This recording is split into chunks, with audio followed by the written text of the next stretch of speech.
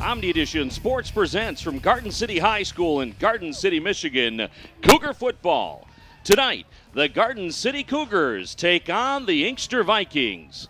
Hi, everybody. This is Dan York along with Ted Fournier as we get ready to bring you the final game of 2012 for Garden City High School. It's also homecoming, and it's also Parents' Night here at Garden City High School. So, Ted, on a very, very rainy night, lots going on here in Garden City. Well, Garden City's going to try to get its fifth victory tonight, and in most years that's just for pride.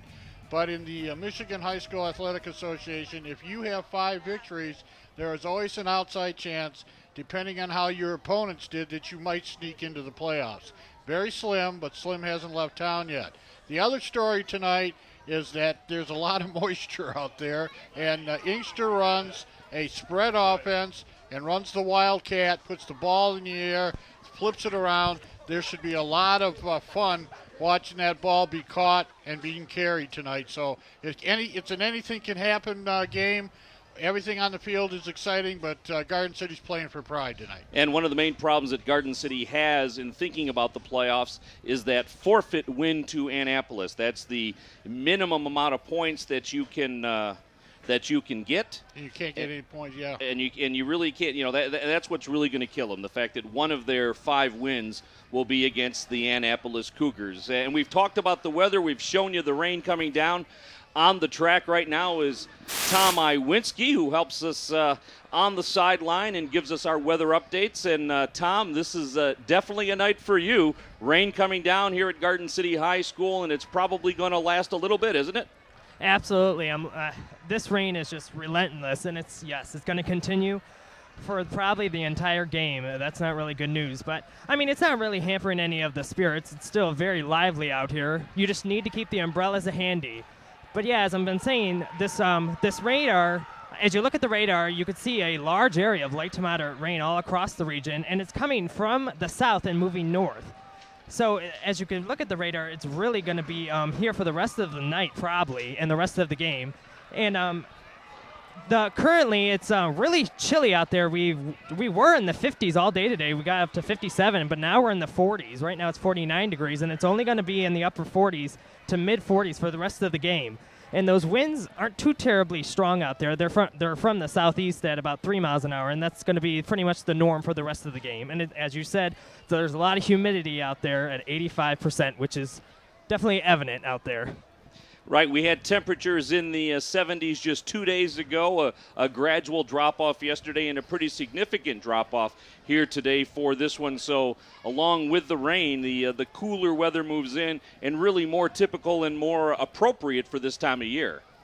Yeah, absolutely. It is a little bit below average this time of year to be this chilly. We're supposed to be in the 60s, but yeah, it's definitely a chilly pattern out there, and it's definitely not really hampering any of the spirits out there. It's still very lively, and but it may hamper the field at some time tonight.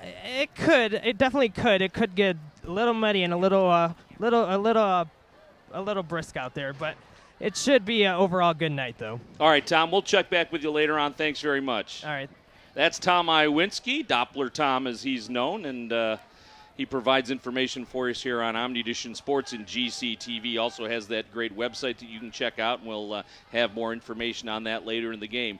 So, Ted, you look at an Inkster team that's won only 2 games this season. As you said, some turnover at Inkster High School as far as their coaching staff. They had a coach that had a couple of great years there at Inkster. He has moved on, and now it's been 2 coaches in 2 years for the Vikings. Well, they also had a great player in Devin Gardner as their quarterback, and Devin has moved on to Ann Arbor and is now playing a little split end for the Wolverines.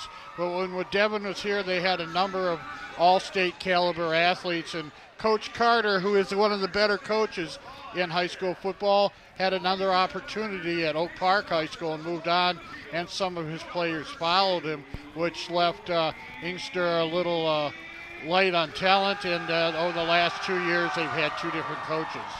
And Garden City High School, coached by Scott Murray in his 3rd season. Last year he took the Garden City Cougars to the playoffs. We mentioned that playoffs not very likely this season, the outside chance of making the playoffs this year. But this one, as you said, is more for pride and more to make sure that you keep your head above water and finish with a 500-plus season. Well, it's two things, Dan. It's the seniors' last games, and some of these seniors have been playing football now for 10 years, and it's going to hit them when they take those shoulder pads out this evening that this might have been their last game. And also, the juniors want to play because they're starting to look forward to next year already.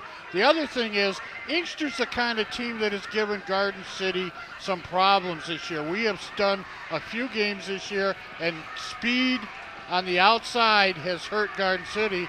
Inkster has a lot of skilled players, and they run this unconventional wildcat spread formation. You're going to see trips on one side. You're going to see 4 receivers, naked backfields. You're going to see direct snaps.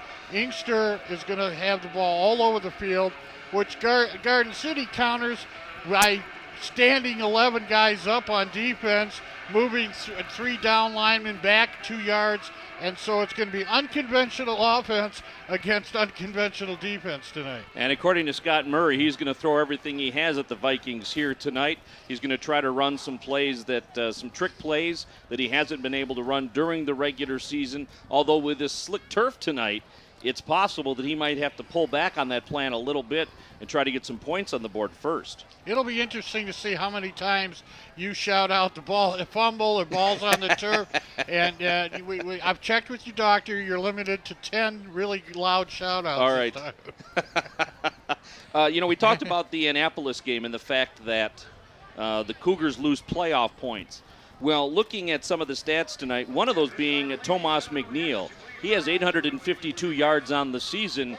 He still might have a 1,000-yard season, but without that Annapolis game, he lost an opportunity to gain yardage there. All right, now on the field, our Cougar Band with our national anthem, along with the Garden City Singers.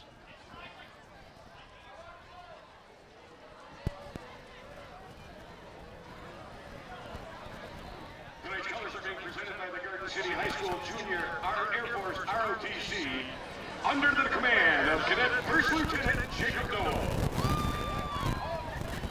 Ladies and gentlemen, please remain standing while the Garden City High School band, chorus, and alumni honors America with our national anthem.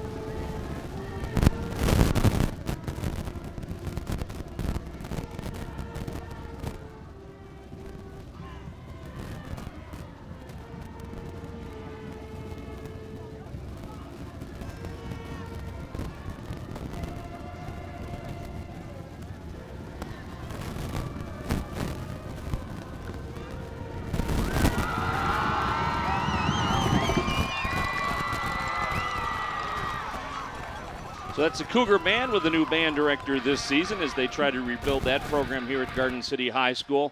And a decent crowd here on a very, very wet night.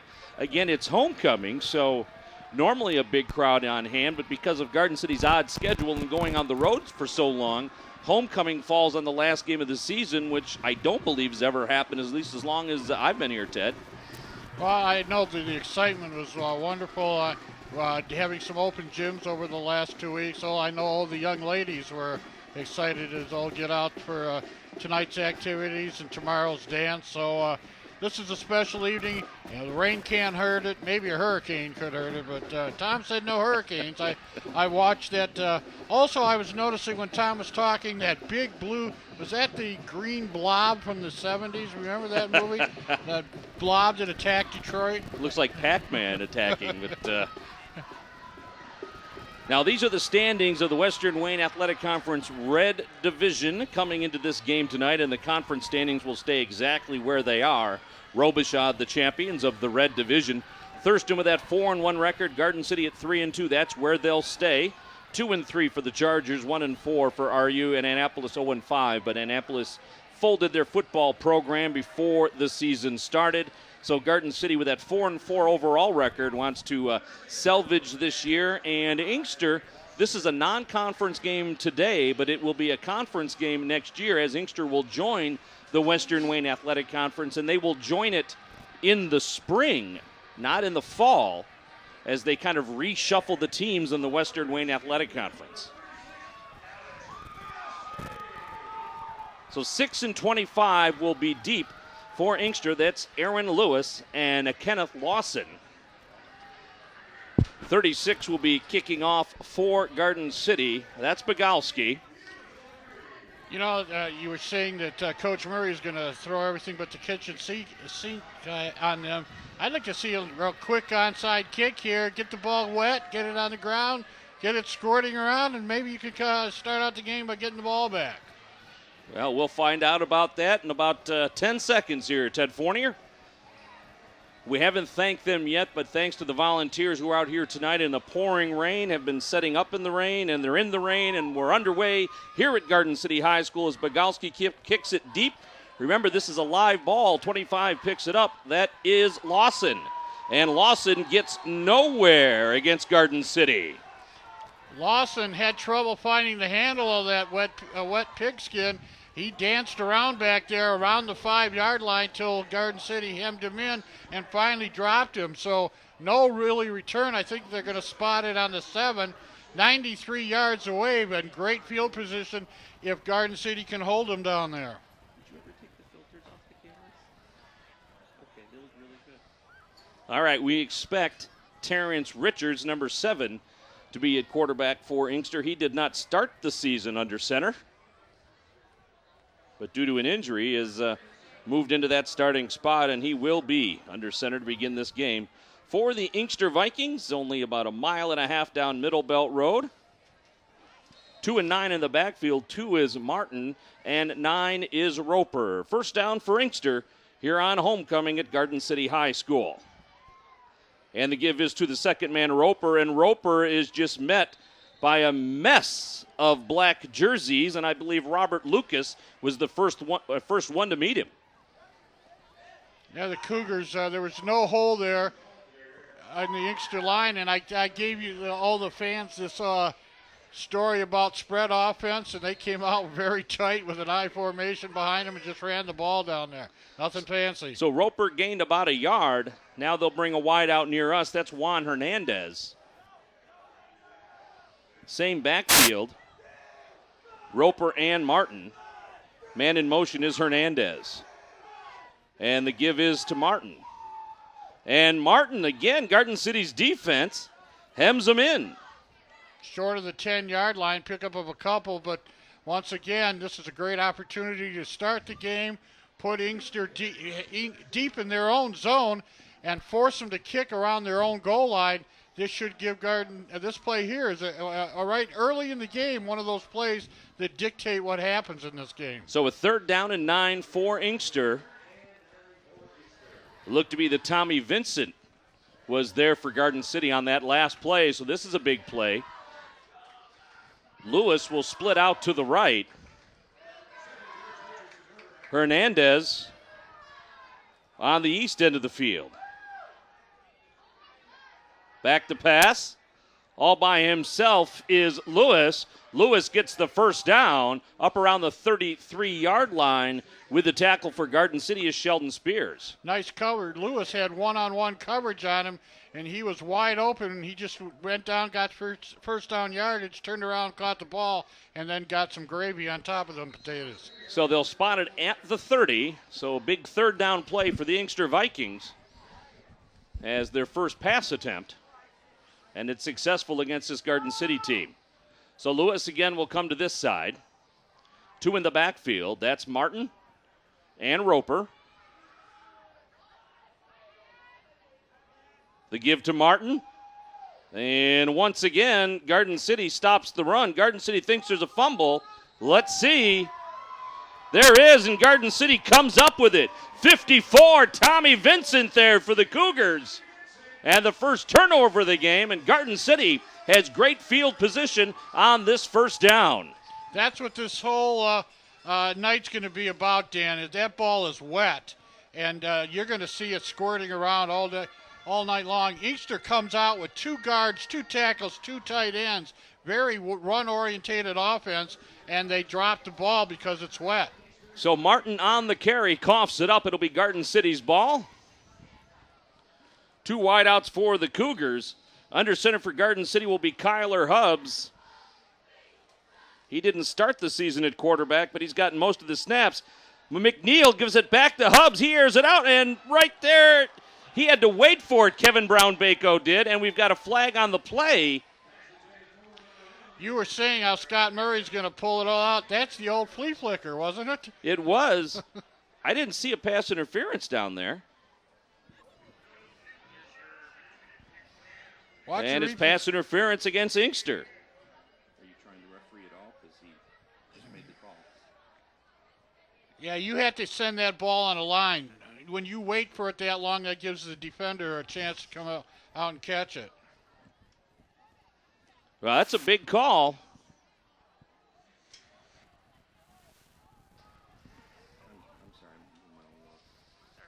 So 1st and 10 for Garden City. Ball's at the 19-yard line. And pushing ahead is Hubbs. Look at that. They go from the flea flicker to the draw. It's not even a draw, really, just a quarterback power. Little Tim Tebow play there. 10 yards on that run. Inkster's had 3 runs and hasn't got 5 yards. Garden City on their first running play, that offensive line just shoved the defensive line toward the goal. You know what, Dan? Let's see if they can do it twice in a row. So Kyler Hubbs under center. McNeel in the backfield. 1st and goal. The give is to McNeel. McNeel battles ahead, fumbles into the end zone. Let's see.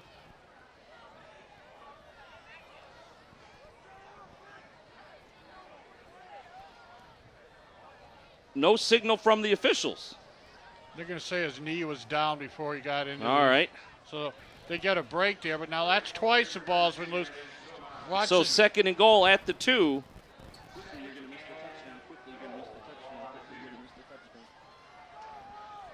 They're going to set up once again. I would just push the ball forward. And McNeel into the end zone. Touchdown, Garden City. Tomas McNeel runs through the open space and picks up the TD. Number 10 on the season. And there go about 75 cheerleaders from the class of 2016 all the way back to 1982.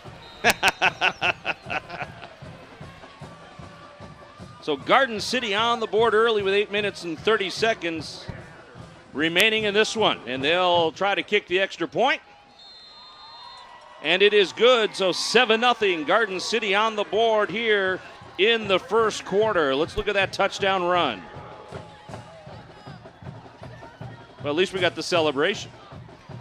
Well, one thing early, Dan, and I think Coach Scott Murray has figured this out, only took 3 plays. His big guys are shoving their big guys down the field, and offensively, their big guys aren't doing anything against ours. So when you talk about the war of the big uglies, Garden City is winning it here early in the first quarter. And Inkster with only 30 players dressed tonight. Garden City dresses over 50. So if it's a attrition thing, Garden City should win it. Well, one thing we know, Dan, the ball's wet, the grass is wet, the hands are wet, the arm's wet, and the uniform's wet. But we're dry up here. Maybe we should start carrying the ball. Harold's wet, yeah, and too. Harold's wet, along with Rob Rancor and Brett George, and our thanks to them for being here. Don't give the ball to Harold tonight. He'll fumble. So Bogowski will kick off for Garden City.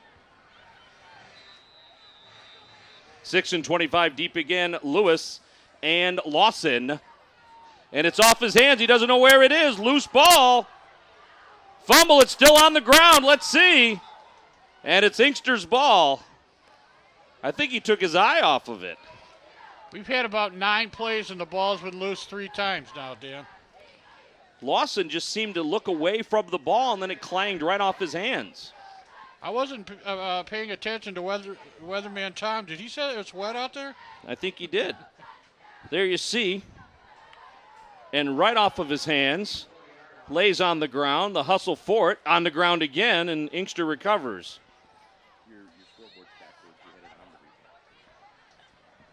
They might be better off just going to the air here. 1 for 1 so far for Inkster. Lewis, the receiver on this side, and the give is the second man through. I believe that's Lawson. And nothing again on the ground for Inkster. In my correction, that was Martin with the carry. The ball gets snapped, and Garden City is just collapsing the white shirts. And there's been no hole there at all. 8 minutes remaining here in the first quarter. You're watching Omnivision Sports, GCTV. This is Homecoming at 2012. We'll have the crowning of the homecoming queen at halftime. They had a big assembly today here at the high school. Had all of their Spirit and Activity Week stuff. Richards under center. Gives it the first man through this time. And again, just nothing but black jerseys for Juan Hernandez. Well, we have documented the most successful play, and here comes a whole slew of new players in for Inkster. Let's see if they were practicing before the game, nothing but wild cards, cat stuff. They were spread all over the field, and they've come in with this power I formation. 1 receiver, and like I said, 2 guards, 2 tackles, and 2 tight ends, 2 backs, and they've been trying to run the ball, and their only successful play has been a pass, and here they got their wildcat in here. 4 wideouts, 2 in the backfield. One of them, the quarterback, on the shotgun. Richards takes the shotgun. That one is tipped at the line of scrimmage, and a pass interference call coming for Garden City against Christian Little. Which will be an automatic first down around the 35-yard line. The ball and him arrived at the same time, and they're going to call pushing. And that's Inkster's, watch Inkster's second first down here. Like I said, I think that pass was deflected first. He had no chance of catching it. If it was deflected as you called it, then that would have been totally legal. So the ball will be spotted at the 38-yard line. It appeared to change direction to me, unless it was just a wounded duck out of his arm. And they're back in the spread formation here, 4 receivers. Richards, shotgun. The give to the one man back there with him. And he is met by number 5, Sheldon Spears. Sheldon Spears looked at his man, decided it was going to be a running play, and did what aggressive corners do. He came in and stuffed that play. Watch, he comes in from the left side of your picture here, and boom, right there. He let his man go and did what a corner likes to do. Come on in and pop somebody. Martin, the ball carrier. There's a loss of 2, so second down and 12. 4 receivers set, 3 on the far side. Naked backfield.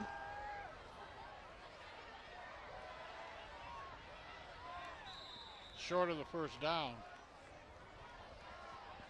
I thought that looked like I a thought lateral. it was a shotgun. The quarterback was up so tight underneath the center, I didn't realize he was there. He got the ball, and he actually turned around and hit a man in the slot position who actually backed up.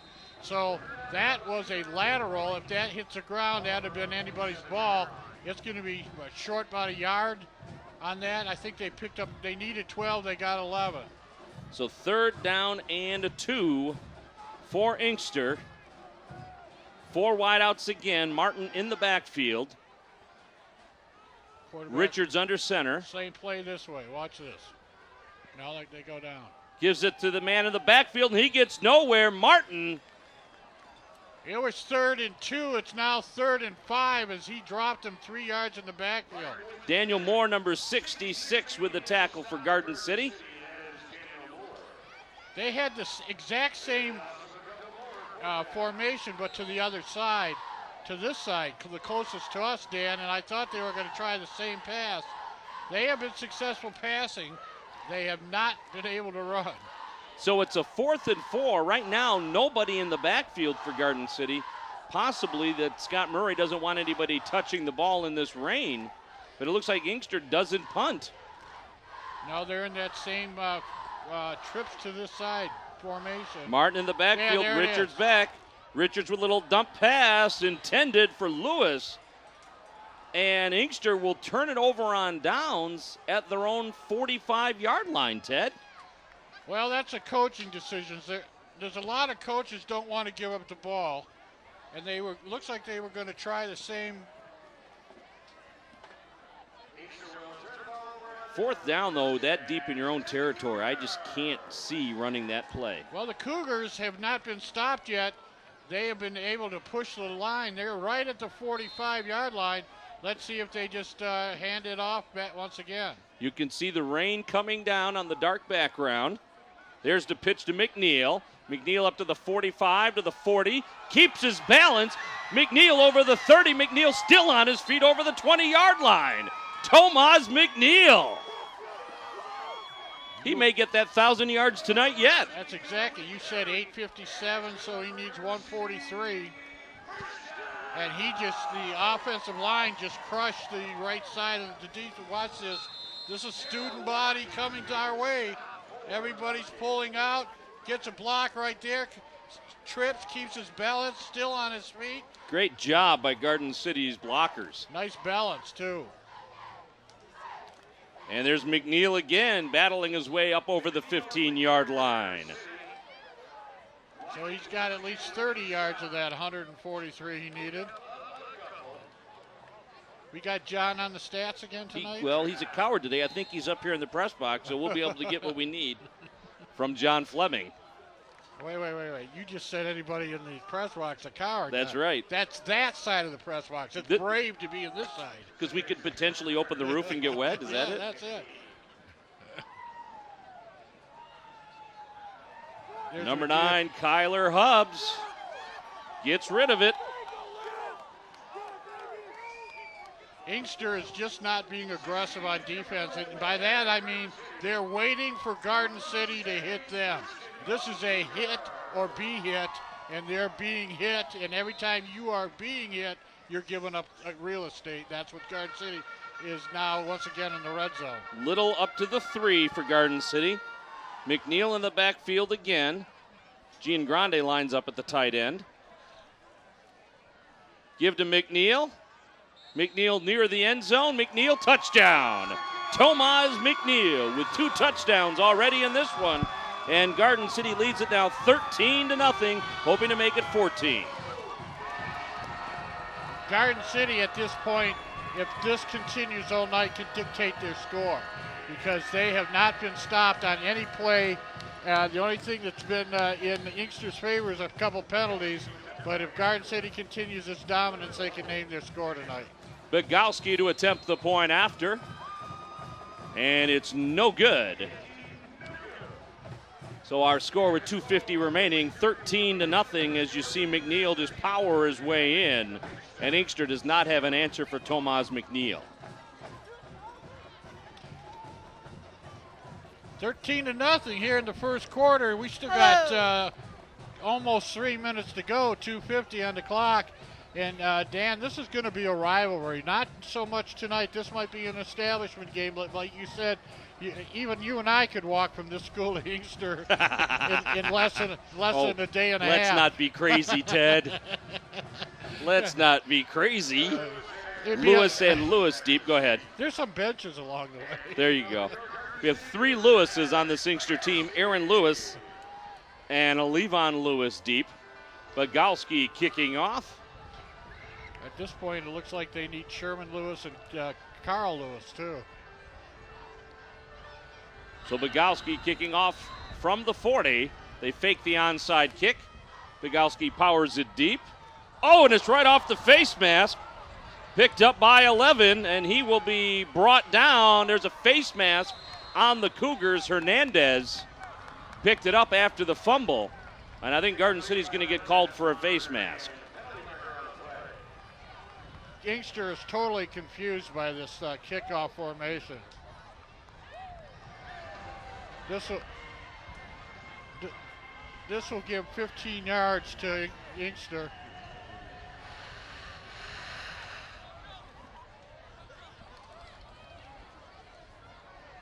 And the Garden City defense back on the field. They've been stellar tonight. They've given up a couple first downs, but one was on a pass, the other was on a penalty. So the ball will be spotted at the 33-yard line, 1st and 10 for the Vikings.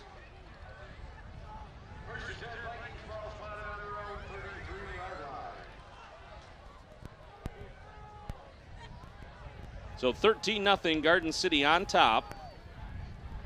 There's the pitch to number 2, Martin. And Martin, nothing there. Once again, the Inkster ball carrier having trouble getting back to the line of scrimmage. It's just the ball is being hiked, and the front 4 is collapsing the front 5 for Inkster. Actually, Inkster has a front 7 with its 2 tight ends, and you would think they would be able to power run, get some 3, 4, 5 yardage, a little Ohio State, Michigan in the 60s type football. But no way, the front line of the Cougars is dominating the line of scrimmage. So 2nd down and 12 now for Inkster. Hernandez, the wide out here.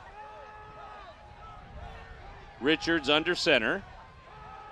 He's looking for Hernandez, and it's incomplete right through his hands.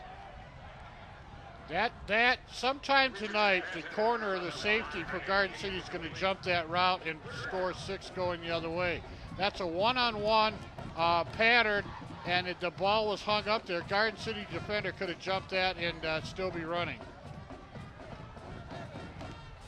I think we're going to see the spread formation as we have 4 or 5 new players coming in on 3rd down here. As you mentioned, Ted, there's probably, 40 cheerleaders? I was looking at 70. That class of 82 is something else, Dan. Richards, this is a shotgun formation, and he fumbles the ball. Under pressure now, Garden City in pursuit. Richards running for the sidelines. He is knocked out of bounds. I think he got the first down. He might have. That's what happens on a broken play, Dan. The ball gets fumbled. Everybody looks up, lets up a little. You pick up the ball and you can make something happen. Not that you want to plan that. There you see, fumble the ball right there. Now Garden City in pursuit. And he stepped out way short of the first down. The referee in the backfield called him out at the 36. So 4th down now. McNeel will be deep for Garden City, and Inkster will punt this time. Let's see if Richards is back there, the punter and the quarterback. You called for Scott to just let the ball hit the ground and start wherever it goes. Let's see if that's what happens.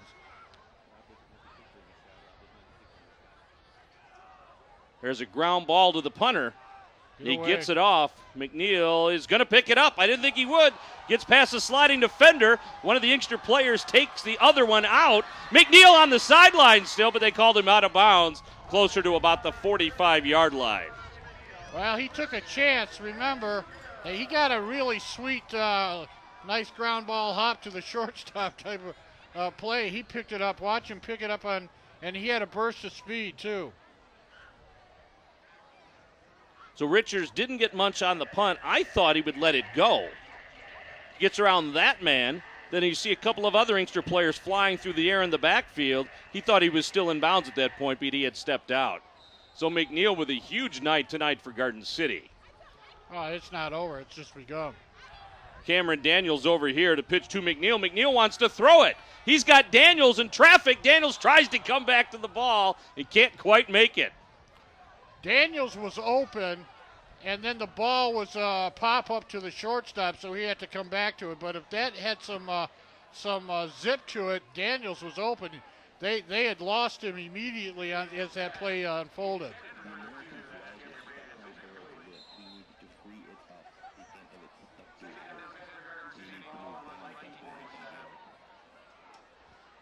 So 2nd down and 10 for Garden City.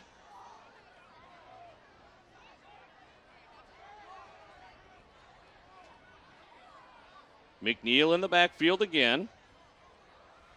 Quarterback keeps it with pursuit, gains about 2. Dropped the ball, it's going the other way. I thought he was down. Let's see what happens here. Flags on the field. The ball is still loose, folks. This ball is still on the ground. I have no idea who came up with it last. It looks possibly like Garden City's 72 Austin Hoare came up with it. We've got a flag way back, but I thought he was already down in the first place. Folks, that's a 50-yard fumble. Holy Toledo. Dan, I want to hear your call of that again. Yeah, our referee mic is not working in the rain, so we'll have to watch the referee and see what he signals. Ted, you keep an eye on that. I'll watch the referee. Well, it hit the ground, and it's still on Inkster's ball at this point. They're advancing. Was that a lateral to try to keep the ball alive?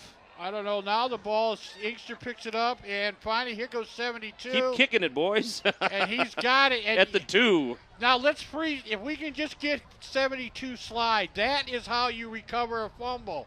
You go to your side and you cup it. You don't fall on top of it. It's also how you slide into second base. Now, there's about 4 change of possessions there. So is it first down? Down there? Holy Toledo. Or is it 2nd down and 60? Because they got to get to the 37 for a first down, Dan. Our referee trying to go to the mic, but it's not working.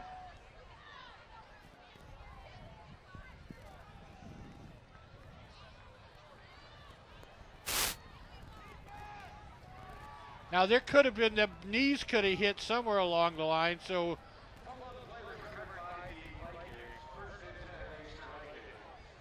they're going to say it's Inkster's ball, because it looked to me at some point a knee may have hit the ground with the ball. So we've got less than a minute remaining in the quarter.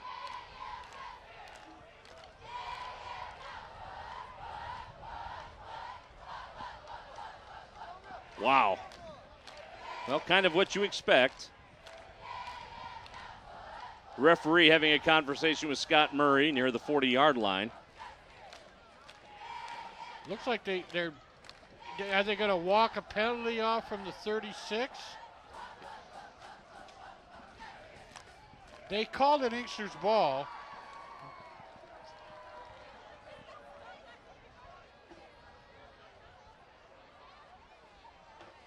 Illegal lateral or illegal? I don't know. Well, Garden City, they kicked the ball to advance it. You called, I think you called a lateral as the flag was thrown. So, but was that against it's Inkster? Against Inkster. Inkster had possession of the ball. All right, so that is illegal forward pass against Inkster. Illegal forward pass. And so it looks like they're going to have the ball first down and 10 at Garden City 41. So I'm so spoiled I don't remember what the signals are. Back in high school, we called this razzle-dazzle football, and that's what we're going to have with this wet ball tonight. So 59.4 seconds remaining in the quarter. The give to the first man through is Roper. That's actually the best running play Inkster's had tonight. He gains about 3 yards on the play. We'll call it 2nd down and 7. The ball's at the 39-yard line. Clock is running, 30 seconds remaining here in the half. First quarter, isn't it, Dan? In the first quarter, rather. Aaron Lewis at the far end. Richards. That ball might be on the ground. That ball again. might be loose again.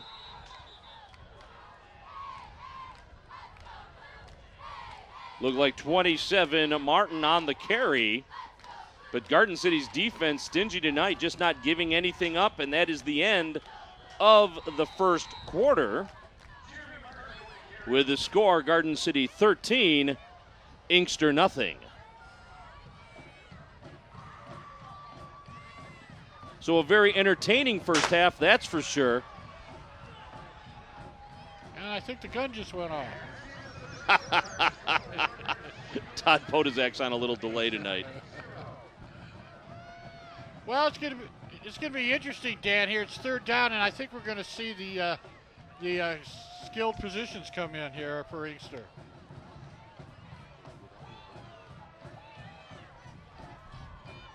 Food services for the crew and volunteers of Omni Edition Television and GCTV are provided by the Honey Baked Ham Company.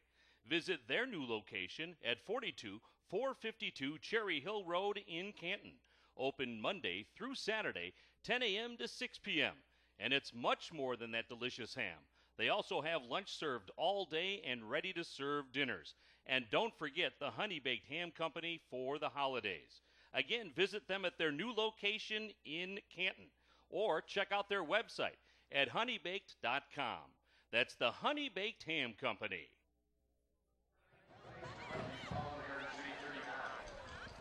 So Inkster with it. They trail 13-0. Richard pops it over the middle, and it is dropped by Johnson.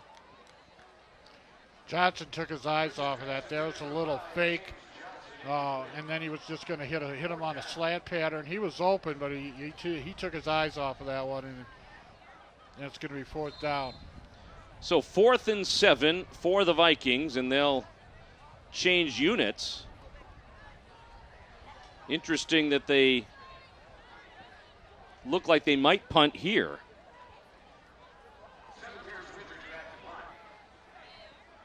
And the rain looks like it's actually getting worse here at Garden City High School. Lots of people parked on the surrounding streets to watch the game rather than sit in the stands, although I don't see how you could get wet because there's about 400 umbrellas out here. So even if you didn't bring one, I'm sure you could find one to sit under. Richards just straight up into the air. Garden City wants to make sure they don't touch it. It's down around the 16-yard line, and 1st and 10 for Garden City from their own 16.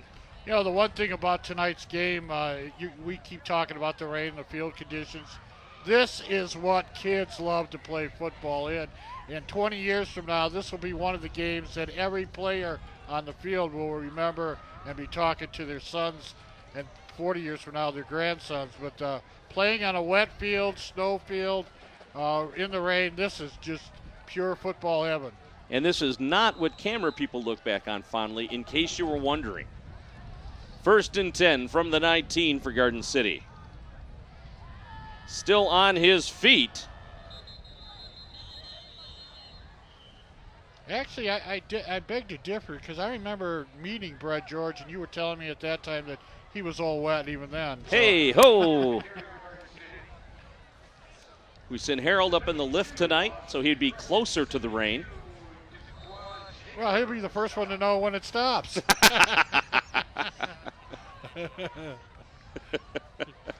So 2nd down for Garden City.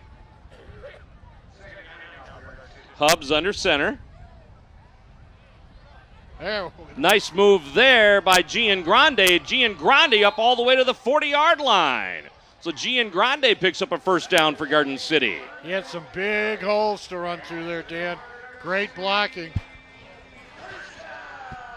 Watch him as he goes. This is student body to the left. It's maybe the first time that Giangrande touched the ball. He fooled Harold. So the ball at the 39-yard line, 1st and 10 for Garden City.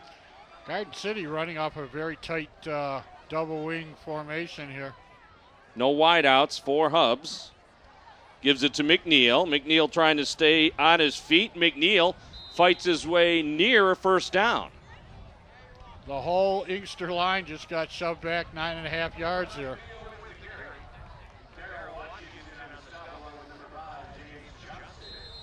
They won't measure this one. It'll be 2nd down and less than a yard for Garden City.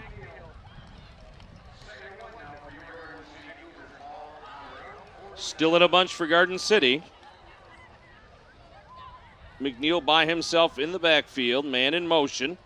Tomas McNeel picks up the first down. He'll battle ahead for a gain of about 4, maybe 5. This ball game's getting more and more fun as all 11 black shirts are within a yard of the line of scrimmage. Inkster has 9 of their 11. So you got 20 players right around the ball, and Garden City's just pushing them down the field. So 1st and 10 at the 47-yard line for Garden City. As it looks like they'll keep the ball on the ground, especially in the middle of the field where it's a little sloppy. Giangrande takes the handoff. Giangrande up over the 45-yard line. He'll be pushed out of bounds with a gain of about 3. That time he was strung out nicely by the Inkster defense. Take a look at Giangrande's jersey. Mom's going to have to wash it tonight. Good thing it's the last game of the season because it might take till next year to get the mud out.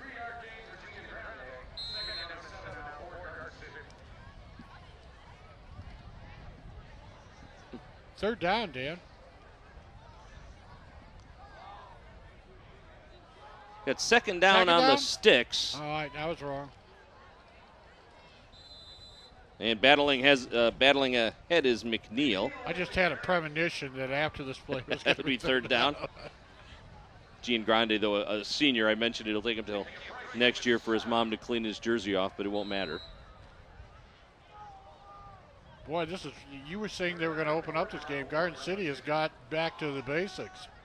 Well, I think until they get to some solid sod, this may be the plan. McNeel with the first down. Nice quick hitter. Up over the 35-yard line to about the 33 or 34. 13-0 at the 9:05 mark. Garden City, they've had their way on the offense. Whatever they've wanted to do, they've been able to do it.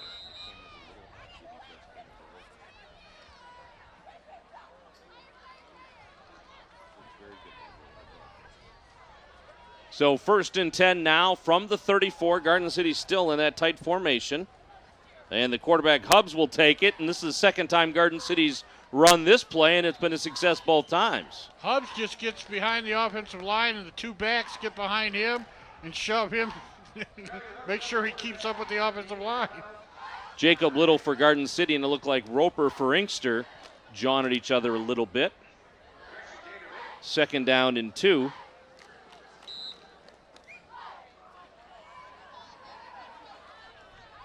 You know, it's a tale of two games. Inkster doesn't have a JV, and last night Garden City's JV played John Glenn, and, well, Garden City got their lunch handed to them by the Rockets last night, and there was some frustration in that one for the Cougars as McNeel gets tackled in the backfield for probably only the second loss of the day for Garden City. He kind of hesitated on that sweep. I think he wanted to look downfield for a halfback pass, and he kind of hesitated, was adjusting the ball, and he who hesitates winds up with a 2-yard loss. So 3rd down and a 6 for the Cougars. Let's see if they just go right up the middle. All the fans with umbrellas dressed in their... There they go. Boy, they're just pushing the Inkster line. They're still up there, folks. Well, he may have gotten the first down. There's really no fumble on the play and recovered by Inkster.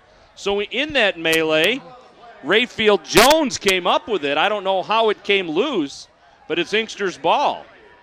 And Scott Murray, who hates offensive turnovers, and I don't even know if we'll be able to tell from this. I think he stripped it because I think he had it before they went to the ground. I think what you got to do is once you get to the point where you know you're not going forward anymore, drop. Because yeah, right there. It looks like Jones just took it out of the running back's hands. Because they're standing you up, and if you don't hit the ground, they're going to strip you. Or by there, I think he's got the ball already. So the Vikings get it on their own 20-yard line. Again, we'll have the homecoming court at halftime. Richards under center. Gives it to the second man. He broke loose. He broke 2 tackles. There's a flag, so probably holding on Inkster. So this is probably coming back as Martin picks up the first down, but judging by where that flag was thrown, this one's probably coming back.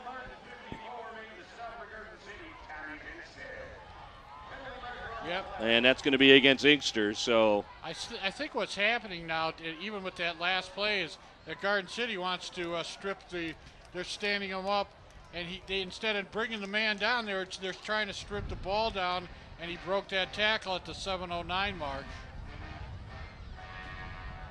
So instead of a 10-yard gain, it'll be a 10-yard penalty. Ball's going to be inside the 10. Looks like down at the 7.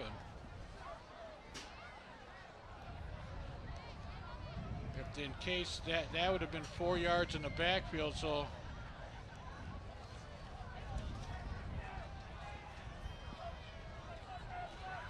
now the scoreboard says it's on the 17, but No, it's on the 9.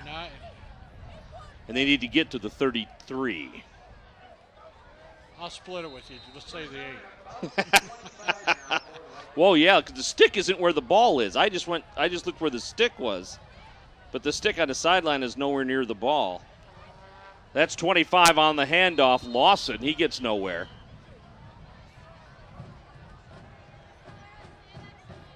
And they've got to go to the 33-yard line for a first down here. And they're down at around the 11.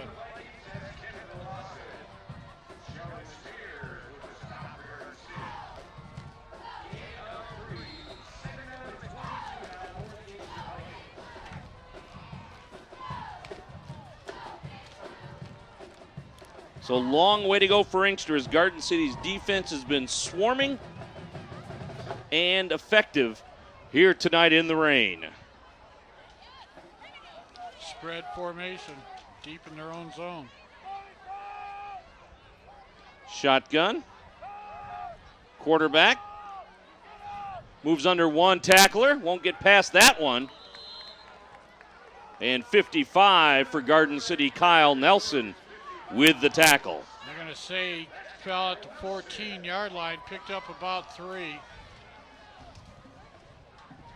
Nobody open. So third down and a long way to go for the Vikings of Inkster.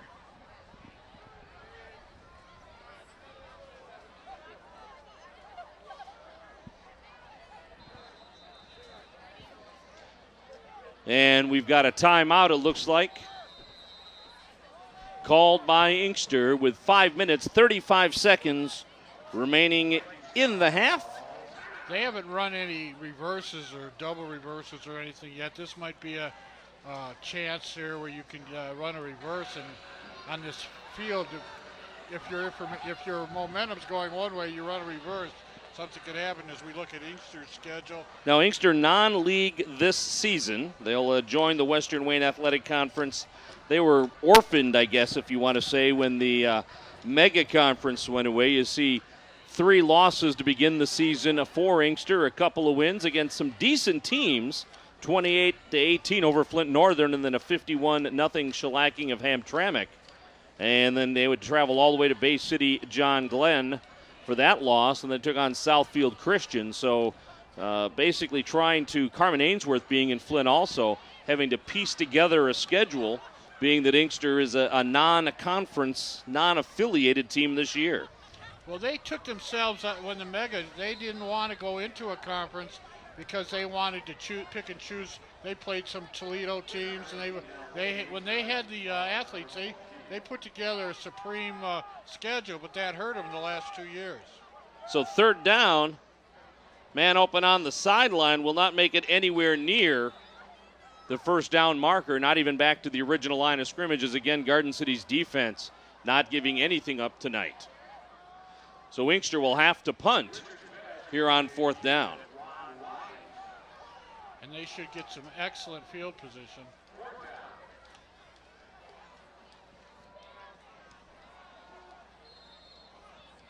So deep for Garden City will be McNeel. McNeel standing on the 47.5, 48-yard line on Inkster's side of the 50. Richards will punt from about the 5-yard line. This is a little tricky because in that rain, he needs to make sure he gets a clean snap and gets the ball away. Almost blocked by Garden City. Didn't get much on it. McNeel will just let it roll. It'll be down at the 47-yard line. And 1st and 10 for Garden City with 4 minutes and 33 seconds remaining here in the first half. Now, Scott Murray, if you want to read his mind, let me tell you exactly what he's thinking. We've got 4:33. We should march down there and score if we hold on to the ball. And that's a big if under these conditions. Well, that's basically what has stopped Garden City today was a couple turnovers.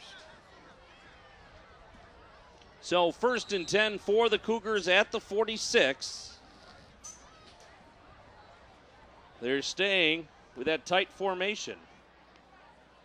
McNeel in the backfield, and Jacob Little also back there. McNeel gets it.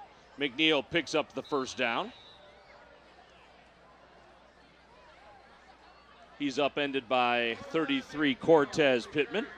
At some point here, I'd like to just see Garden City spread them out and then with a quick hitter just burst one right up the middle here. I just don't know if they're going to do it with the condition of that field between the hash marks. I think you know something you haven't told us, Dan. I think you're looking for that one particular play here. I'm looking for AstroTurf at this point to give to McNeel. McNeel with another positive yardage play. McNeel's got to be around 60 or 65 yards in this one. So let's put the call out. Anybody with a spare $90,000 to $100,000 who wants to donate it to put AstroTurf. For how much? 90 to 100,000. Keep going. Oh, you want $1 million? It's about $500,000 for field turf these days. Well, I thought maybe we could get some on eBay or something. You better be careful because I think right now, exclusively Barry wants to make sure all the fundraising goes to lighted field at this point. He doesn't want to share any money with anybody at this point. They are working on that field right now in this rain, by the way, trying to tear up to excavate the infield so they can put down new sod next weekend as McNeel with the ball carry there. They have the lights on at lighted field. They may be done for the night, but they were out there just a couple of minutes ago with a bulldozer taking out part of the infield. Was Barry driving that bulldozer?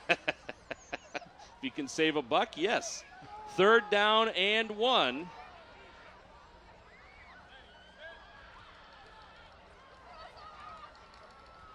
Quarterback keeps it. Hubbs looks for a man open. Hubbs. He had nobody open. That was actually a dangerous pass. Gian Grande may have been the intended receiver.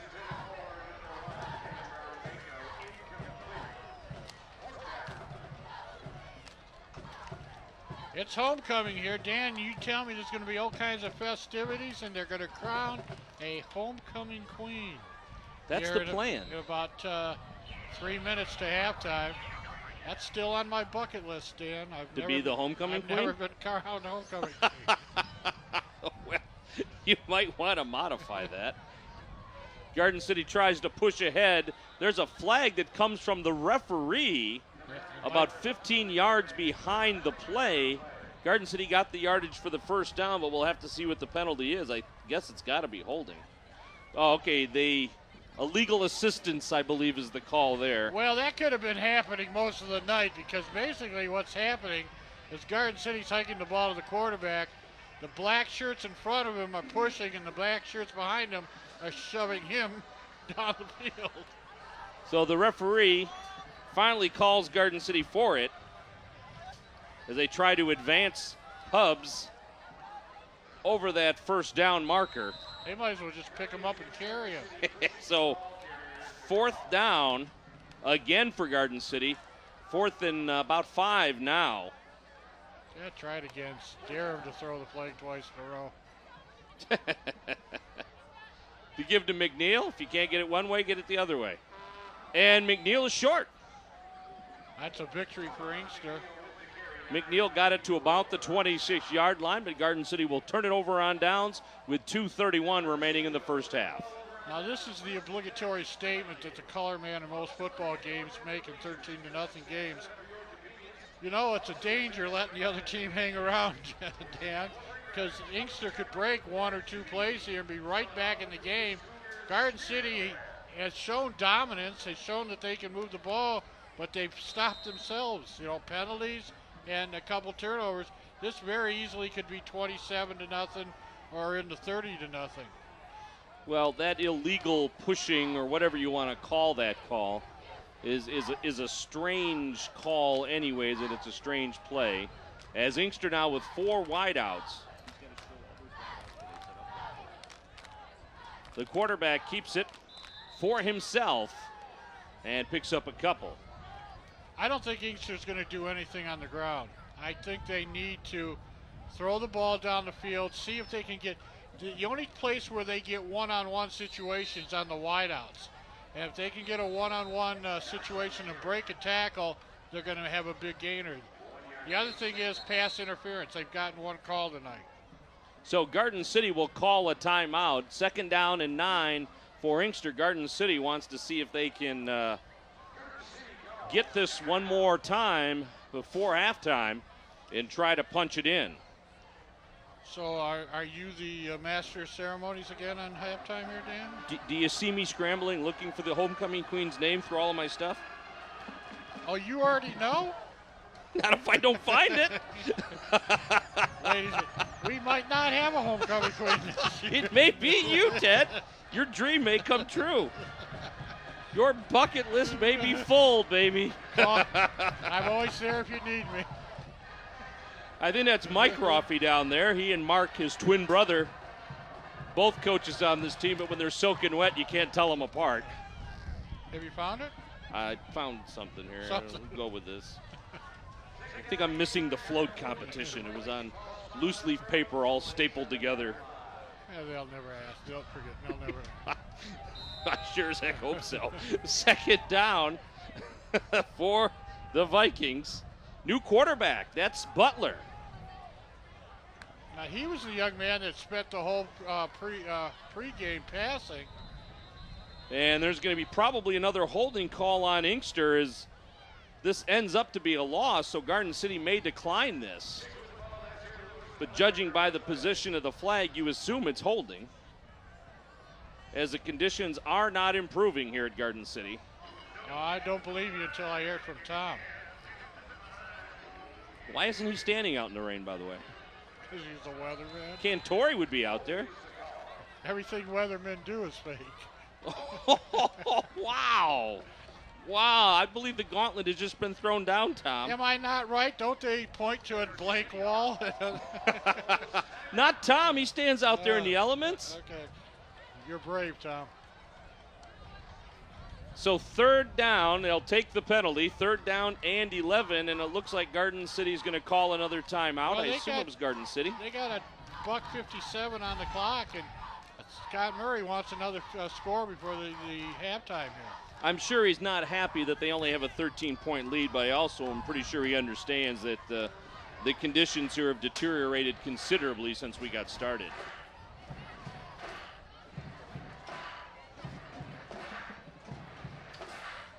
Dan York with Ted Fournier on a rainy night in Garden City. My thanks again to Harold Larson and Brett George and Rob Rancourt for braving the elements, and my thanks to the New York Yankees for laying down and playing dead last night, because otherwise we wouldn't have had Rancourt on camera too. Was he on the field last night? Yes, he was. And also my thanks to Christian Gibbons and Jason Merrow and Jared Seguin in the truck tonight, along with Cole Avis, a legacy. Mike Avis's son, who worked for us back in the 80s and 90s. This is a big play. If they can stop him right here, they'll get the ball back, and then they'll have a minute 30 to try to make something happen. So Butler at quarterback takes the snap around his ankles. He airs it out. He's got a man open, and it's knocked down by the Cougars. 22 there for Garden City. That's Tyler Wilson. One thing this wet field's doing, it's not allowing the speed players for Inkster to get separation from the defenders. They've got another flag at about the 41-yard line.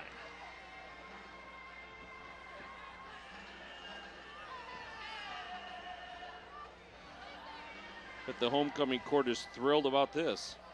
Yeah, they all got a couple $100 invested in the dress, $75 in the hairdo, Legal man downfield for Inkster.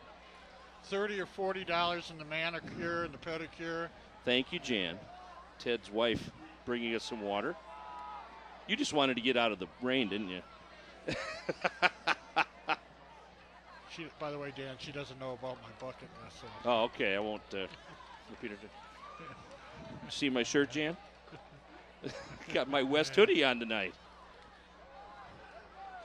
It's my homecoming too, right? Do we have any West cheerleaders down there? No, they'd break a hip. So 4th down. McNeel is deep. Do you like that, Ted? I think I lost Ted. he looks in pain. So Inkster set up for the punt formation. 1:50 remaining in the half. There's a lob which gives Garden City plenty of time to get in there. That lob snap resulted in a block, and there for Garden City was Jay Shepard. So it works for Scott Murray. Garden City will get great field position. That ball just took forever to get to the punter. It took forever to get there, and he was very deliberate. Remember that footing is bad, and you're moving on wet footing, so you're deliberate, and it's a split-second difference between a block and a good punt. And Garden City has great chances here with 1:43 to put a safety score up here. Get some space between these two teams. Headed for the end zone, Brown Bako there, Brown Bako! Incomplete. Here's the block. I think we're going to see our crack staff has got it in the truck. Now this is about real time as far as how long it took for the ball to get from the center to the punter. And there you see Shepard right there. Boy, and he just held right onto it too. Well, he never lost possession of it. That's another instance of Garden City's line just collapsing the Inkster line. Here's Giangrande. Giangrande over the 15. Over the 10, Giangrande to about the 11-yard line. Plenty of time as that ball goes out of bounds. I said his knee hit before he went out of bounds, and the clock is still running here. Let's see if they hurry up. They have plenty of time to put this in the end zone. 1 minute, 11 seconds, clock running. Give to McNeel, and Inkster for only the second time today finds an answer for McNeel. And it's number 8, Rayfield Jones. 59-1 on the clock. Garden City calls timeout. And that should be their last one, Dan. I think it is their last timeout. They've taken 3. So plenty of time to score, but obviously they need either a first down or to put it in the end zone here. A first down is about the 7 or 8 yard line. And the only people upset about the timeout are the fathers of the homecoming court because they got their Sunday suits on and they're getting sopping wet out there.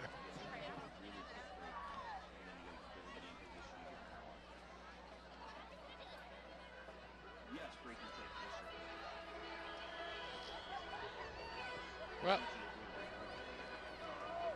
here's what Scott Murray's got to do. He's got to go in that huddle and call 2 plays. And say, okay, if this one doesn't work, you get right back to the line. Well, it's 4th down, though. So is it? Yeah, it's 4th down. So this is kind of an all or nothing right here. Well, you're assuming he's going to get the first down. So Cameron Daniel on the other side, Brown Bako on this side, McNeel in the backfield. Hubbs is your quarterback, and Inkster will call timeout. And I don't think that really hurts Garden City's feelings any. No, but it's making the fathers of the homecoming court even madder. The rain has lessened ever so slightly, but boy, those shoes in this mud, that's going to be a treat. Yeah, I forgot about the $75 to $100 per pair of shoes Yet, out there. at least. I think this would have warranted a trip to Payless tonight. Some cardboard shoes for everybody. Well, you know what, Dan, in all defense of the Garden City's field here, there have been years that this field would be in a quagmire by now in the rain, but this field is actually in very good shape for the 9th week of football and all the soccer games that are on it. And Little League. And Little League football and all the activity this field sees. This is in really, really good shape. So here we go. 4th down. Same wideouts. Hubbs loses the ball. Hubbs falls on it. It's still loose. Inkster picks it up. It's still loose again. But it won't matter. Well, as Inkster will cover it, that's James Johnson with 49.5 seconds left. that's why this second half, stay tuned, by the way, to the second half.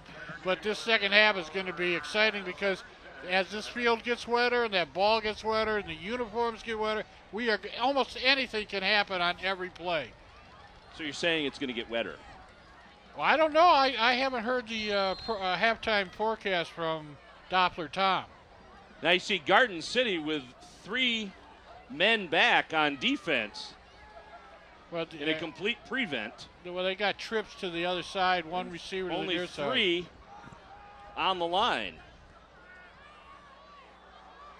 That one is complete to Lewis, and Lewis picks up a first down. And Garden City had nobody down. They had 11 guys standing up, and this is razzle-dazzle football. This is the fun game you play in the rain. 40 seconds remaining in the half. Inkster with 1 timeout remaining. Garden City spreading it out, trying to get 3 up to the line of scrimmage. Butler at quarterback. Dumps it off this side to Lawson. Lawson is tackled at midfield, and this will probably require Inkster to use their last timeout. Very interesting play there as they had a little dump pass to the halfback, and you immediately saw the Garden City linebackers who had lined up 10 yards behind the line of scrimmage all just come in mass, and a very good coverage on that play. So Inkster will use their last timeout. Second and 4 for the Vikings. Room 222 on the clock. 22.2 seconds remaining. So Inkster trying to salvage this first half. Garden City trying to keep them off the scoreboard here. Inkster could get 2 or 3 shots at this. Send them deep. See if you can draw an interference call and pick up 15 yards here, and then you can throw it in the end zone a couple times. So 2nd down and 4. Garden City will throw an extra man up. No, they won't. They'll still stay with the 3 up on the line. Butler in at quarterback. And his snap gets past him, and Butler will have to down it at the 36-yard line. We've got a flag on the play right at the line of scrimmage. And Garden City probably would have preferred, even if this is against Inkster, would have preferred to have no penalty there because Inkster couldn't stop the clock again. Right. Well, don't forget, stick around at halftime. We'll have the crowning of the homecoming queen. No flag, the official calls. They could just wrap the clock here right now, can't they? I think once they line the ball up and spot it, I think they will start the clock with no flag. I'm tired. So enough to get 1 play off. Garden City with that same defensive formation. Clock is running. Butler takes a look behind him to see. Butler will just air it out and see what happens. And that one hits the ground with 1.6 seconds remaining. Garden City had a 3 down linemen and then blitzed a couple. So Inkster with a time for 1 more play.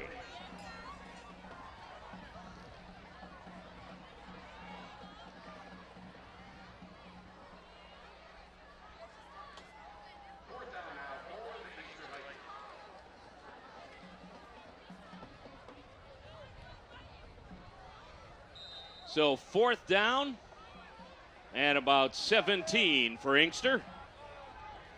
Butler takes the snap, and it's going to be intercepted. Fumble on the play and recovered by Garden City. That was Eric Braun who intercepted it. He fumbled it, and that's how the first half will end with our score. Garden City 13, Inkster nothing. We'll be back with the crowning of the homecoming queen right after you watch this. This is Omnidition Sports. You're watching GCTV.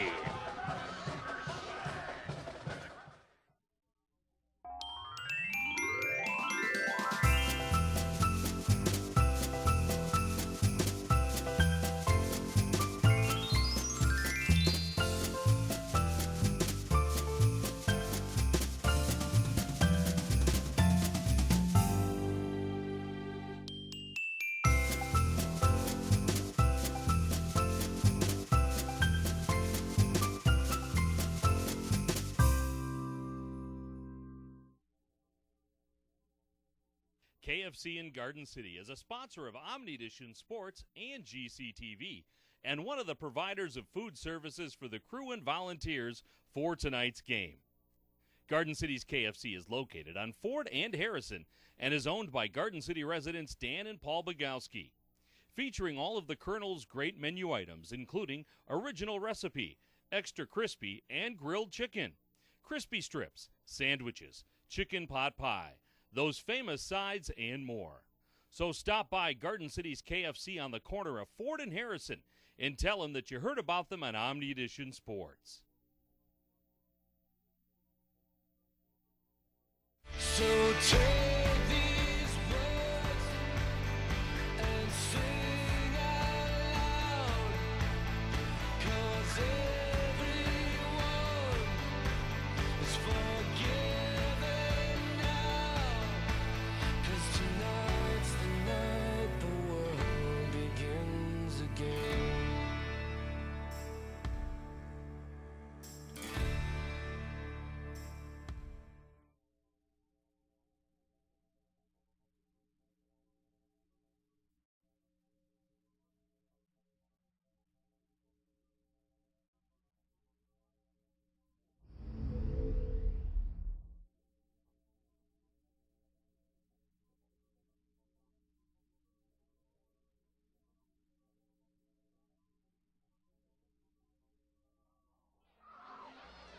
And now, ladies and gentlemen, let's meet your 2012-2013 Garden City High School homecoming court.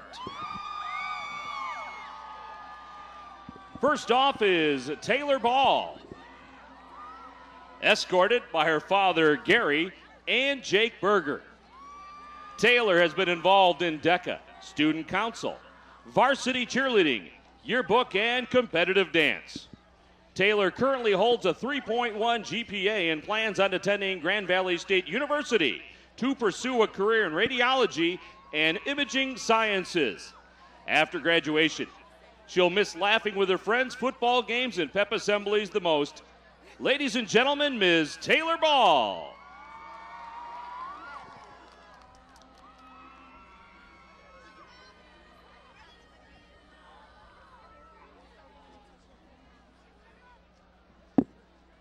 And now next is Dakota Bruner, escorted by her father, Jeff, and Tomas McNeel. Dakota has participated in cheerleading all 4 years here at Garden City High School. She holds a 3.0 GPA. Next year, she plans on attending the Art Institute of Michigan. Her favorite part of high school and Garden City as a community is the hometown spirit we all carry on every day. Ladies and gentlemen, Dakota Bruner.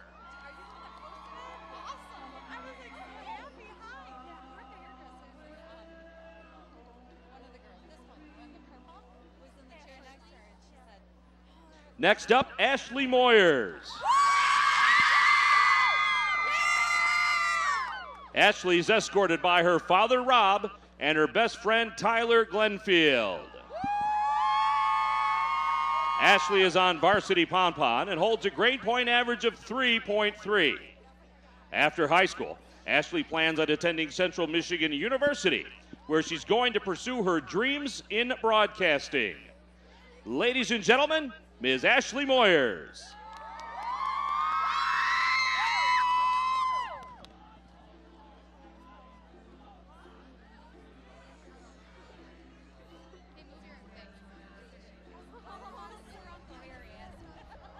Next up, Elena Vandervoort.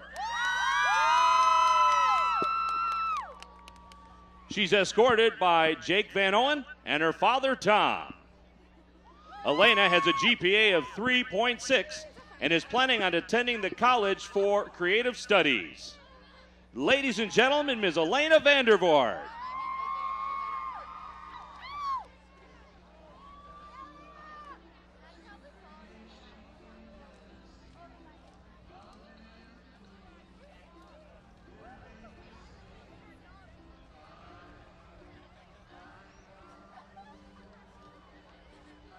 And last but not least, Ms. Jordan Wilson. Jordan is escorted by her father, Ryan, and her boyfriend, Jared Conroy. Jordan holds a GPA of a 3.0, and she's on varsity cheer and tennis. Jordan plans on attending Central Michigan University to pursue a career of forensic science. Ladies and gentlemen, Ms. Jordan Wilson.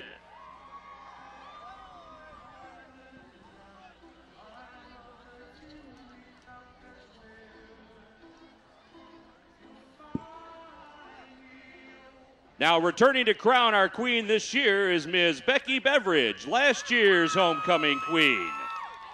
She's escorted by Garrett Arbin, and she's currently attending Schoolcraft College. Ladies and gentlemen, Becky Beveridge.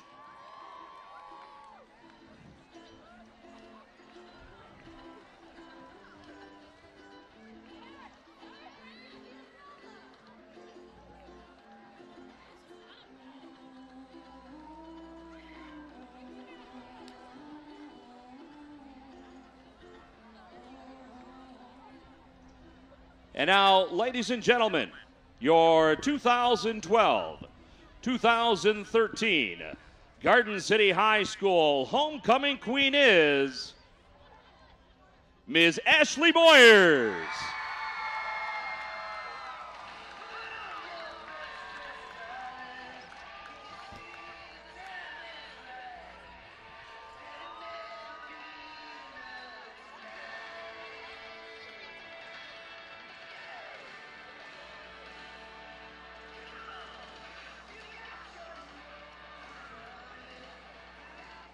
Let's hear a big hand for Ashley Moyers and her court.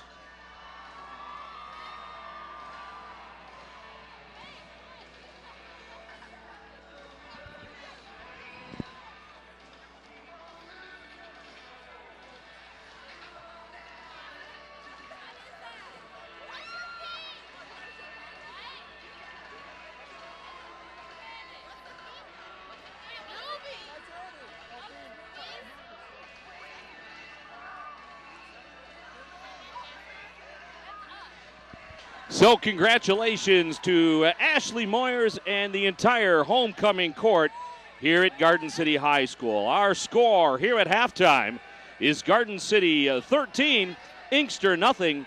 We'll be back with the second half right after you watch this. This is Omni Edition Sports. You're watching GCTV.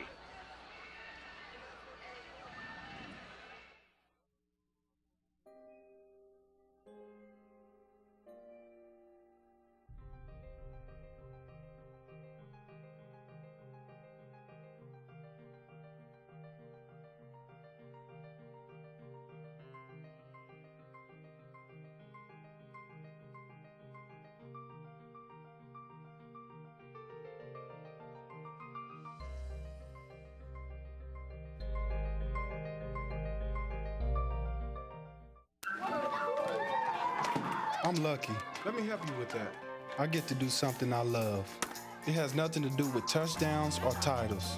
Everybody bring it in. I get to play a part in the life of someone just starting out. How many of you think homework is just as important as teamwork? I help keep kids in school. Good. And that's the name of the game. My name is LaDainian Thomason. I don't just wear the shirt, I live it. Give, advocate, volunteer. Live United.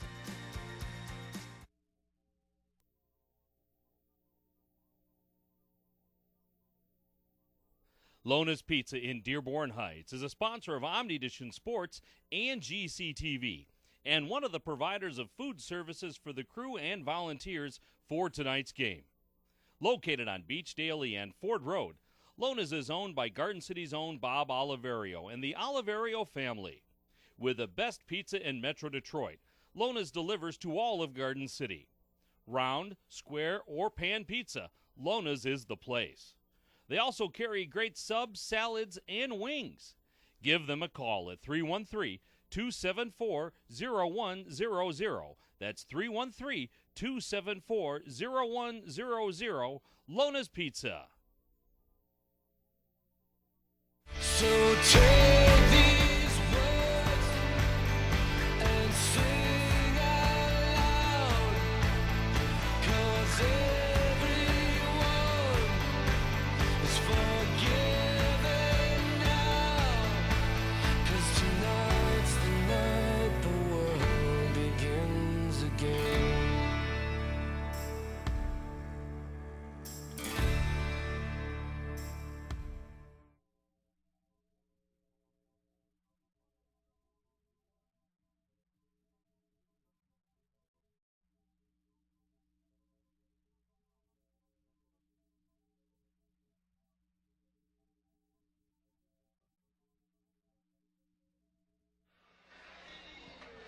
Second half action here at Garden City High School as the Cougars lead Inkster by a score of 13-0. And for Tomas McNeel, 16 carries and 77 yards as he tries to head towards that 1,000-yard mark.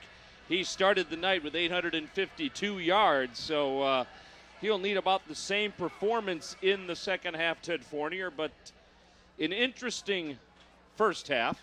Garden City came out guns a-blazing, but then it looks like the weather might have started to slow them down. Garden City has basically had their way. They've stopped themselves on a couple turnovers and a penalty or two.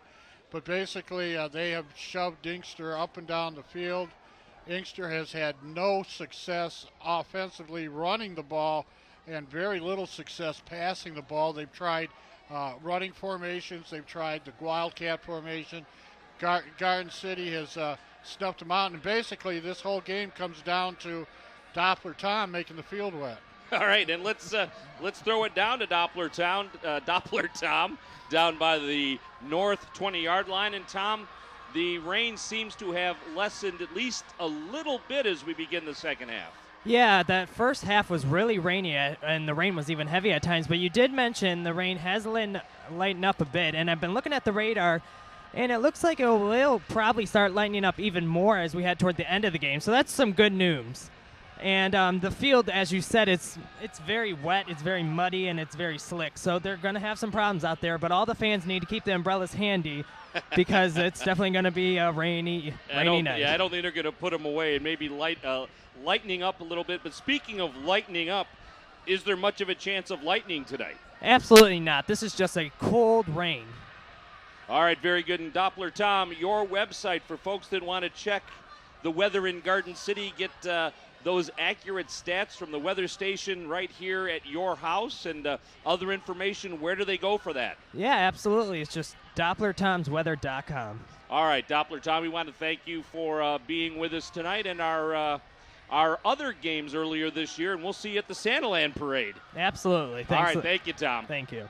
All right, Tom Iwinski, a new part of the Omnidition Sports team down on the side of the field near the track, reporting on our deteriorating field conditions, even if the rain is lessening, but it is certainly not stopping.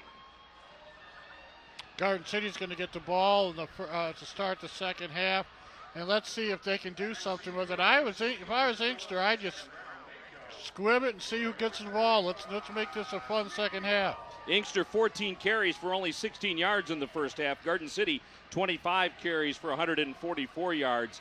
Passing, Inkster 6 for 12 for 51 yards, so they've had a little success for there. Garden City 0 for 3 passing. Garden City has most of their players, 9 of them, up within 10 yards of the 50-yard line here as Inkster spreads out. So Brown Baker will be deep for Garden City along with McNeel. It looks like Terrence Carter. Nope, it's going to be Seven Richards kicking off for the Vikings. A bouncer that Brown Baker has trouble with, but he falls on it right over the 25-yard line at about the 26-yard line. So Garden City will have it 1st and 10 from their own 26.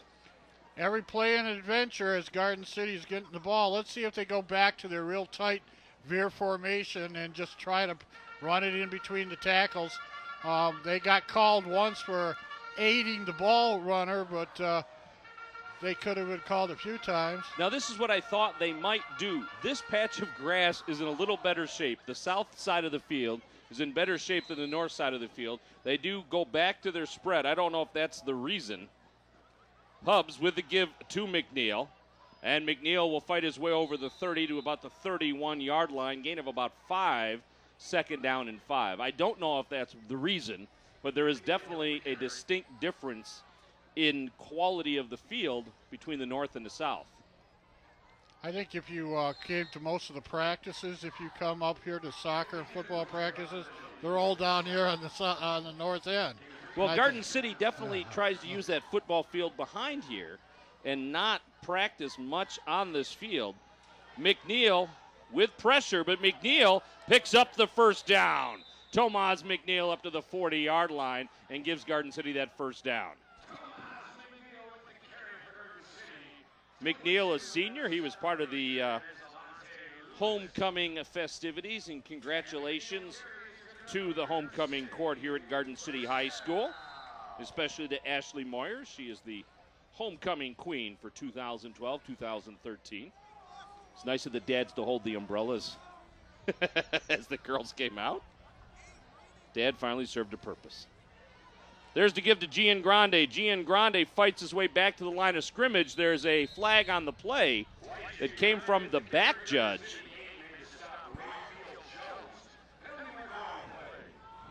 Let's see if we can see the penalty there. Holding is the call against Garden City.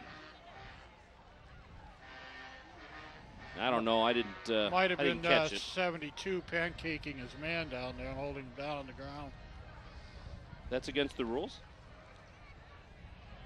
I'm not sure. I got a rule book sitting in my living room, but it's holding my end table up. So we've lost the alumni cheerleaders. They wised up. Well, We've lost about half of our crowd, but most of them are in the north concourse area as Gian Grande tries to cut around the the left end. Does not get back to the original line of scrimmage. the way these two teams are playing, this game could just go between the 30s here for the rest of the night as the field's getting slippier. What is it getting? It's getting really Wetter. where you fall down, where your feet go underneath. Wetterer. Wetter, slipperier. It's getting like wax paper. And Garden City runs that play again where they just bull forward.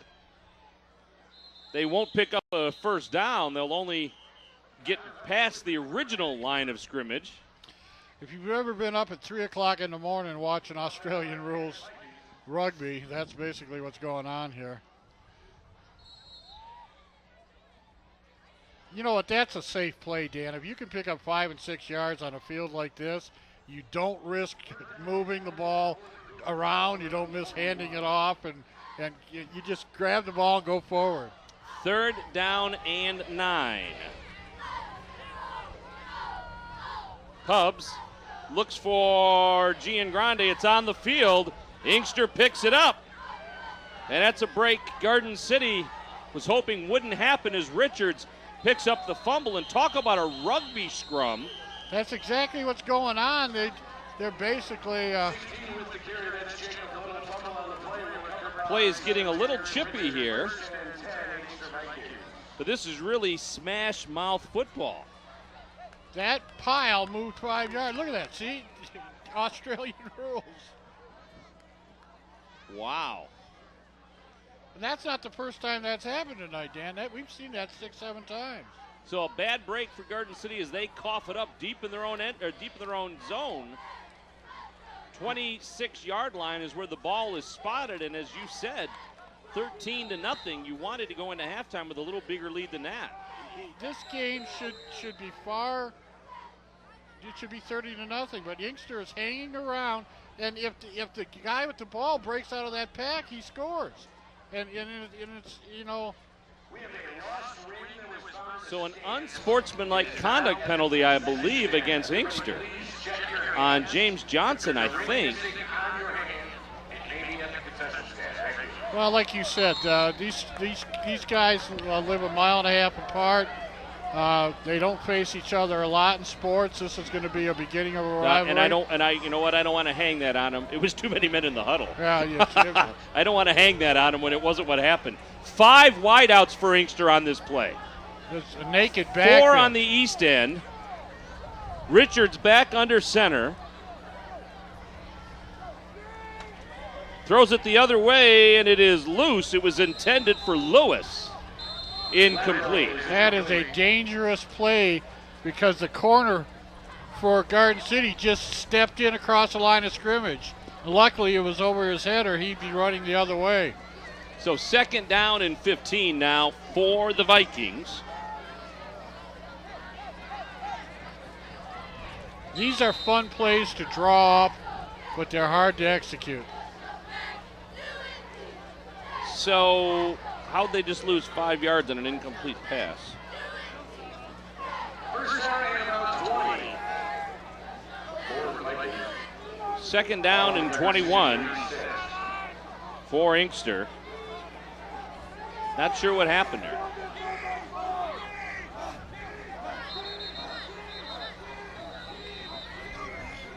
Vikings call timeout.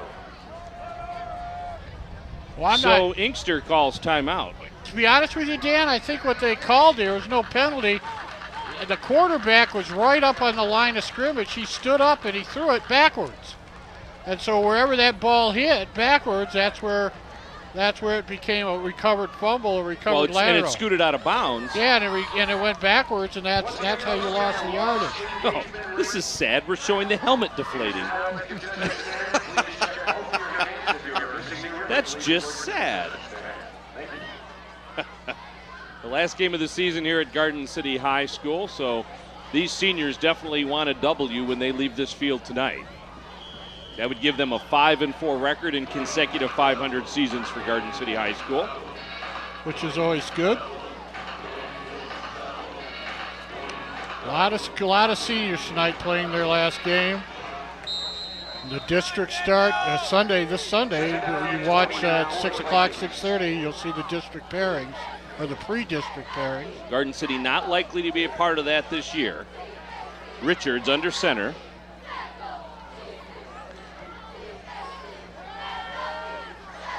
Richards kind of throws up a punt and intercepted by Spears. And Spears is up over midfield to the 45-yard line.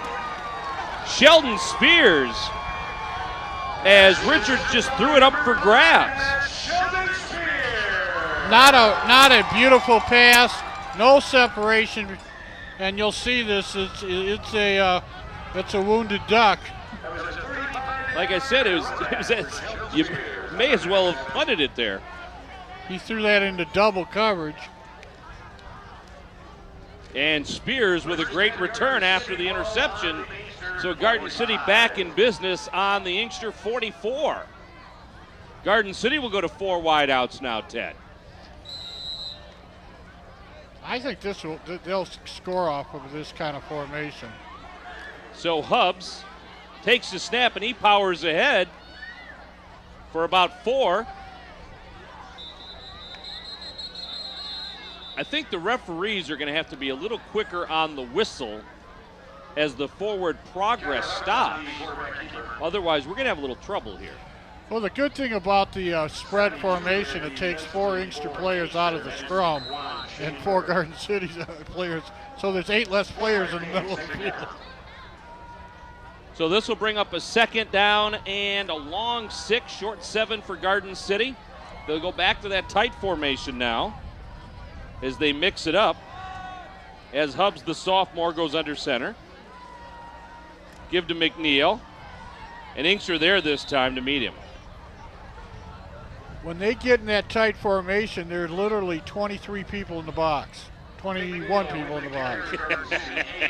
Jones with the tackle. Third down. You sound more like Ed McMahon every week. Then I kind of digressed to Santa Claus. Hey, the parade's coming up, Ted. I'm trying to figure a way to get in that parade. It's been a while. Just enter. And now it's not that tricky. There's the pitch to McNeel, and Inkster now keying on him. That may not be the answer for the next couple of plays. Fourth down. Why don't you put the girls' basketball team in the play? Well, I was thinking of just walking myself, and I was listening to, Susan. Is she going to help you again this year? Yeah, if she answers my calls. I can hear Susan, and there goes Ted Fournier walking down. That's all you need. He lives at 31-4. Yeah, if you'd be the homecoming queen, Ted, you'd automatically be in it. Under 7 minutes remaining here in the third quarter. 5 yards to go for Garden City for a first down. The give is to Giangrande. Giangrande trying to look for some help. Giangrande just fell down at around the 44-yard line, and Garden City will turn it over on downs. Hey, look, we were talking about the parade, and there it is, coming up on November, actually 24th, Gibby, at 10 o'clock. That's a Monday. I'll be working. That's last year's graphic. I'll be working on the 26th. It runs on the Middle Belt Road. Visit our website for accurate information, which is santalandparade.com, santalandparade.com. By the time you see this, the new rock and roll Christmas Santaland hoodies will be available at Maplewood Community Center and at the DDA offices and in corporate marketing located on Middle Belt Road right across the street from Garden City High School.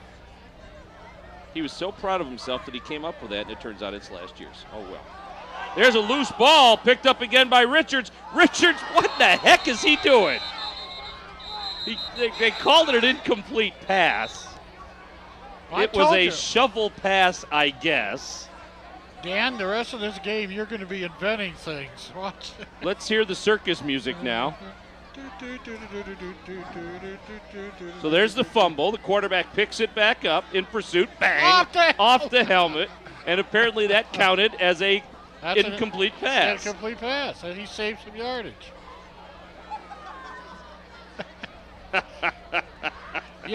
Folks, we'd start using our film material, but we used it in the first half. I have no explanation. I have no explanation, and where's the ball? There it is, at the 44-yard line.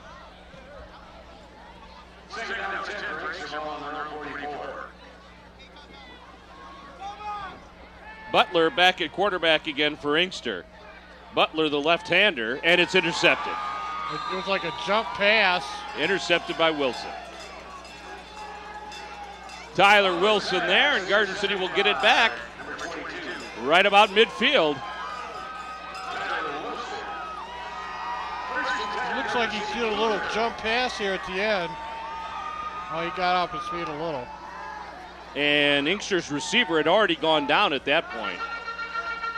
So first and 10 for Garden City at the 49. Go ahead. Garden City's got to put the last 3 offensive plays were nothing. It's like they're getting complacent here. They're not firing off their blocks. And there's that quarterback keeper again.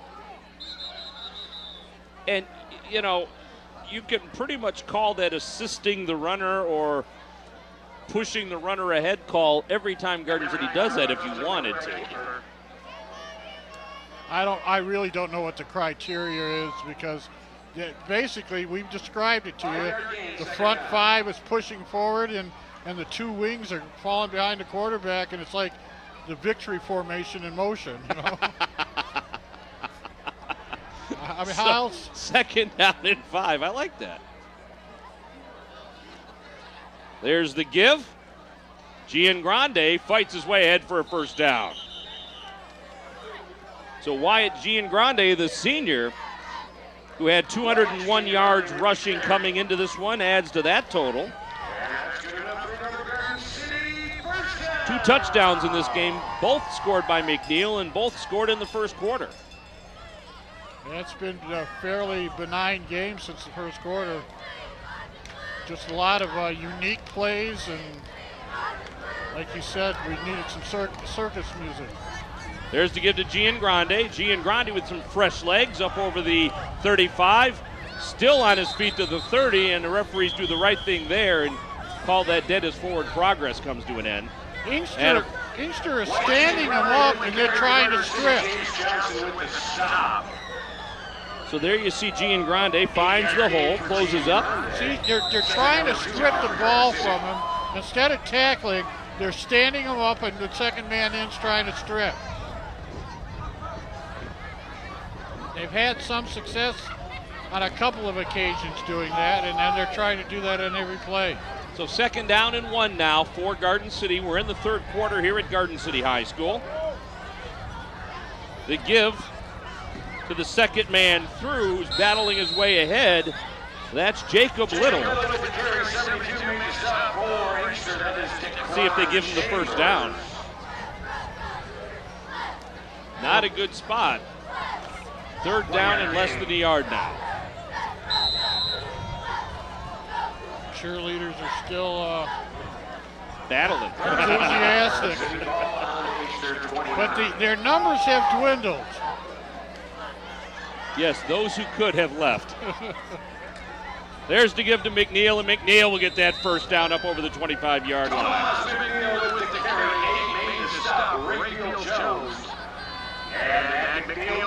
That's just power right there. This is a nice drive.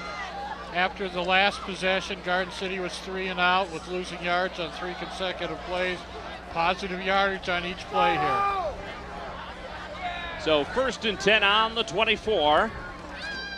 McNeel just gets back to the original line of scrimmage. Thomas McNeel with the carry, 52, Trayvon Milby with the stop.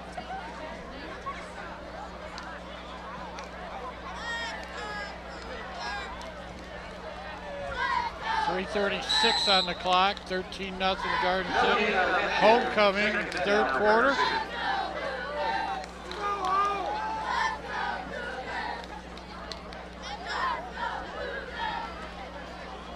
Loose ball.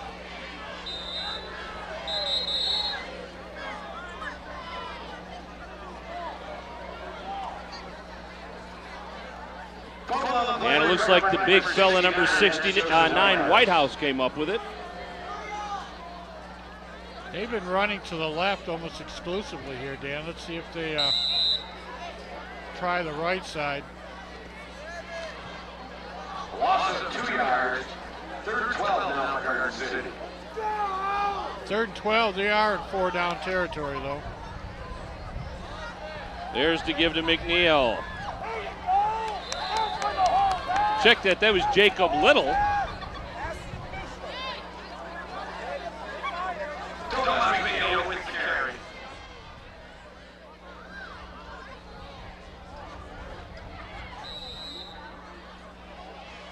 So fourth down and about 4 for Garden City. They need to get to the 15 for that first down. The ball spotted at the 19.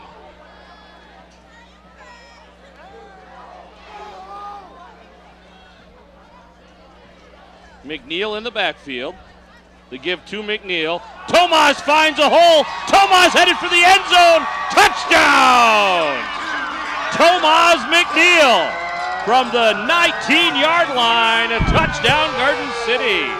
At the 2-minute mark, 19-yard touchdown puts him over 100 yards for the night, somewhere in the neighborhood of 111 or 112 yards.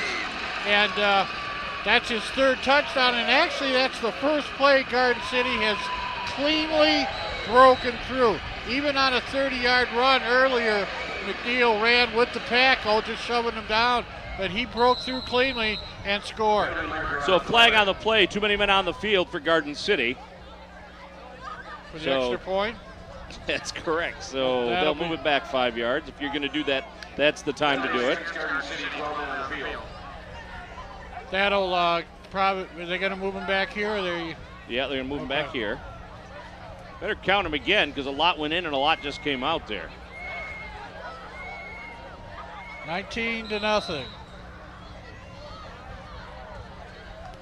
So Bogowski will attempt the point after. He'll kick from the 15. Looks good. And the member of the soccer team puts it through, and it's 20-0. Now, I'm asking this question out of total ignorance. Here's the touchdown, and McNeel broke clean. That's the first time, and he's got his little. They look a little like Prince Fielder doing his last out call dance there. I want to picture that though. But what's the question, Ted? Yeah, Mr. Bogowski, is he part of the Kentucky Fried Chicken family? No. No, that's no. not. Isn't it Bogowski? No, that's oh gosh. Yeah, that's Bogowski. But no, I don't know now. I don't know. Here you see Harold. He's been up there all night long in that lift with Old Glory right behind him. Our thanks to him. Harold likes it up there. None of the bill collectors can find him up there.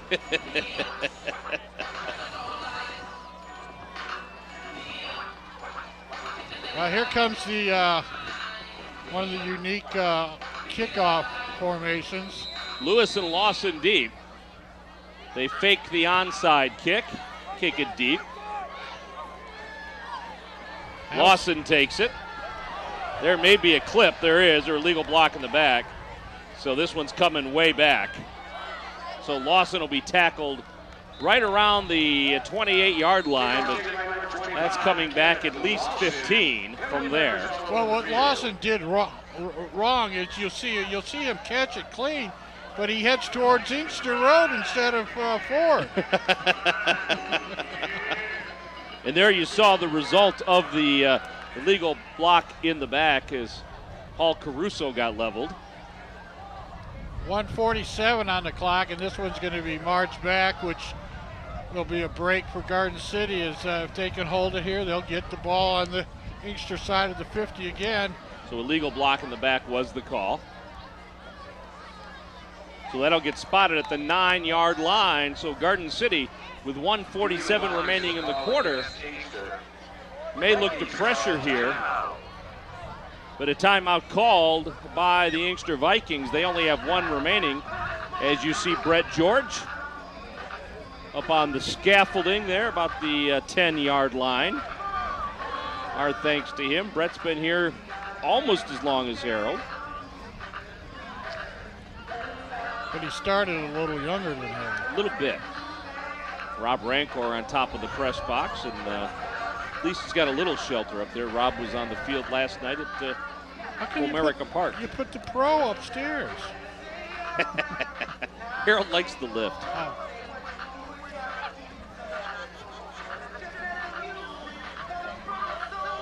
Now, did he happen to pick up a Tiger hat or a shirt or something on the field there as he was shooting? I don't know. I know he took some pictures with his cell phone. We saw those on Facebook. Speaking of Facebook, you know, you can like the City of Garden City, Michigan on Facebook. Lots of information about city activities between that and Nixle and GCTV. You can be, and the Garden City website, www.gardencitymi.org. You can be up to date on pretty much everything going on in Garden City. As on the carry there was a fumble, it looks like. Let's see. 55 was there for Garden City, I believe. Cougars ball! Well, now the great field position. First and goal. It was Zach Lawburns that I think came up with the fumble. I thought it was Kyle Nelson that made the original hit. So with 1:28 remaining, Inkster coughs it up. It was Lawburns that recovered the fumble. So it'll be a 1st and 10 because the ball is just outside the 10-yard line. So Inkster coughs it up deep in their own territory. And there's to give to Little. Little battling his way towards the end zone. Little still on his feet. Little scores. So Jacob Little, number 16 on the carry. That's student body right. Touchdown, Garden City. Nothing fancy about that. One little handoff and power football as the offensive line pushes the Inkster line into the end zone. The tailback follows him in. So Little on the 10-yard carry, and this can make it 27-0.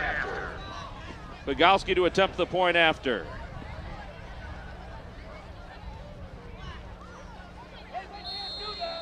And there's a flag on the play as you hear Scott Murray yell, hey, they can't do that. The point after attempt was no good, but I think they'll be taking it again.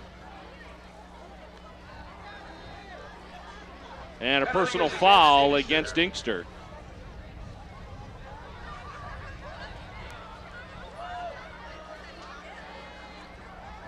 .119 on the clock here as we're going to get lined up and straighten this out. I think they're going to go for the 2-point conversion now. They might as well. They see Bogowski coming off the field. The ball will be at the 1, I guess. I just wonder, Dan, could you call this play?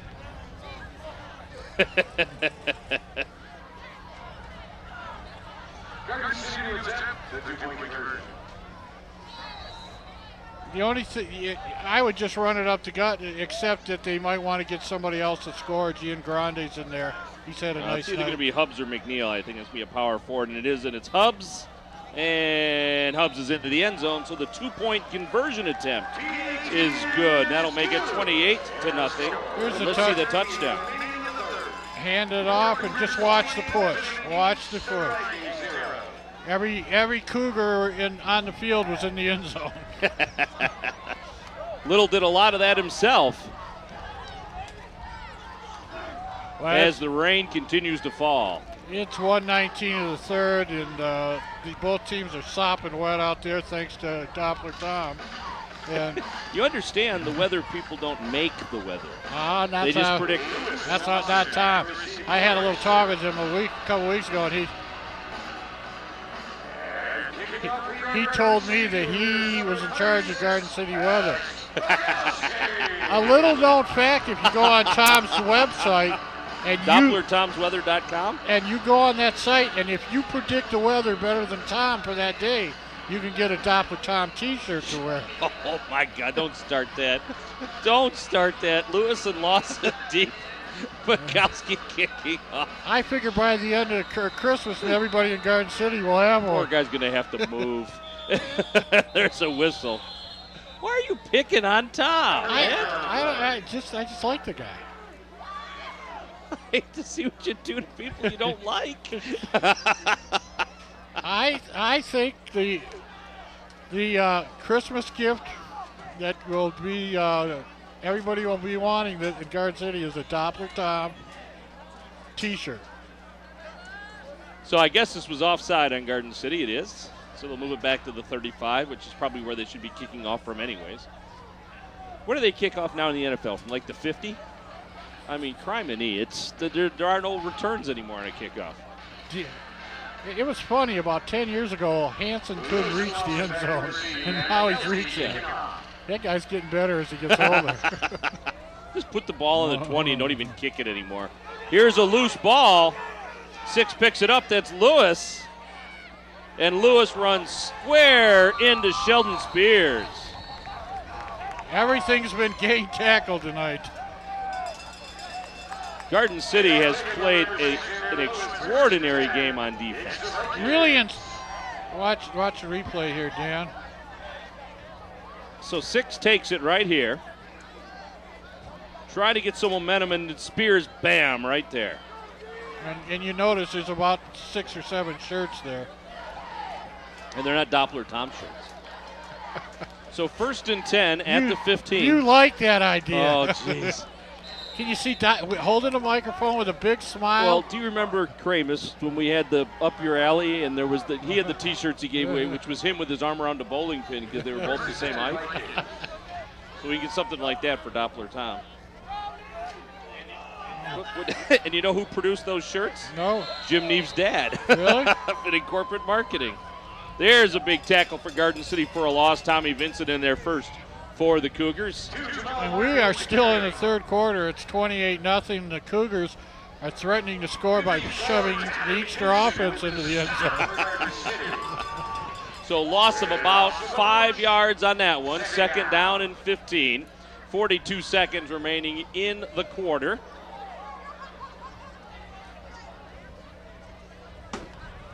And props to the 1, 2, 3, 4, 5 Inkster fans in the stands tonight who sat through this monsoon. This is Butler at quarterback, the left-hander. Butler's pass is complete to 82, Juan Wise, but he won't get much. Most of their passes have been just the dink and dunk variety, really nothing downfield except for the first pass for a first down early in the first quarter. There you see the small gathering on the. I swear it rained harder when Todd shot the gun. Well, you know what? When they saw the picture of the stands, a lot of the Inkster people could have come, disguised as bleachers. It's October. So 12 minutes of football remaining. The Cougars lead it by a score of 28-0. 3 touchdowns for McNeel and 1 for Jacob Little. Where can you get some T-shirts? Hey, let's listen. Incorporate Marketing is the official apparel provider of Omnidition Sports and GCTV. Located on Middle Belt Road just across from Garden City High School, Incorporate carries an incredible variety of Garden City Cougar apparel and swag. They also feature Garden City East and West gear and are your source for silk screening and embroidery. Owned by third-generation Garden City resident Jim Neve, Incorporate can help you design the perfect look for your company or event. Visit their website at incorporategraphics.com. 28-0, Garden City on top, and our thanks to Jim Neve and everybody at Incorporate. They provided us with OETV jerseys for our crew just recently. They gave away 300 blackout T-shirts here today. I hope he's working on our basketball coaches shirts. We need them by November 27th. 3rd down and 13, and Garden City right on top of the Vikings. That was, I think, 33 Cody Johnson that reached right over the pile. Just knocked it to the ground. It looks like I think this is Johnson. Watch this. He just reached over and slapped the ball out of the quarterback's hand. Well, we had a little how you doing, welcome, little shoves there, but that's... So 4th down and a country mile for Inkster. They'll punt this one away. McNeel deep. McNeil's actually standing on the campus at Inkster High School to kick this one out. And Inkster is going to call their last time out. Last With time, Richard standing right on the back line of the end zone. he's got to be careful. If he touches that chalk, it's a safety.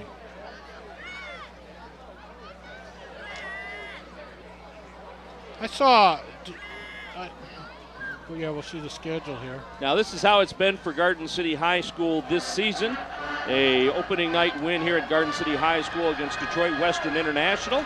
Then a 21-12 loss to Etzel. Big win at RU, 49-28. Then a win here at home, 21-20 game versus Thurston that they lost 40-21 here at home. That Annapolis forfeit, lost at Robichaud in the game that they were a play or two from winning, was that Belleville game that would have helped them to get into the playoffs. Now those games that are indicated with the GCTV logo, you can find those games on YouTube. Go to GCTV videos. That's GCTV videos, and find all of the content that we have on GCTV, at least most of it. And especially you'll find those Cougar football games along with GCYA football and Garden City Cougar soccer. So Richards in the end zone, will punt it away. Gets a good snap. Garden City rushes him, and it was Johnson that tried for the block. Unsuccessful. McNeel says the heck with it. And it'll be down at around the 38-yard line. Nice punt. Got it out there as far as you would expect him to.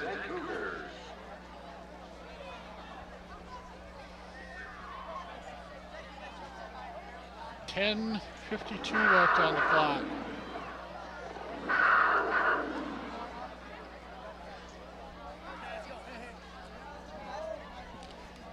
Two of the games that I think the Cougars could look back at and say, woulda, shoulda, coulda.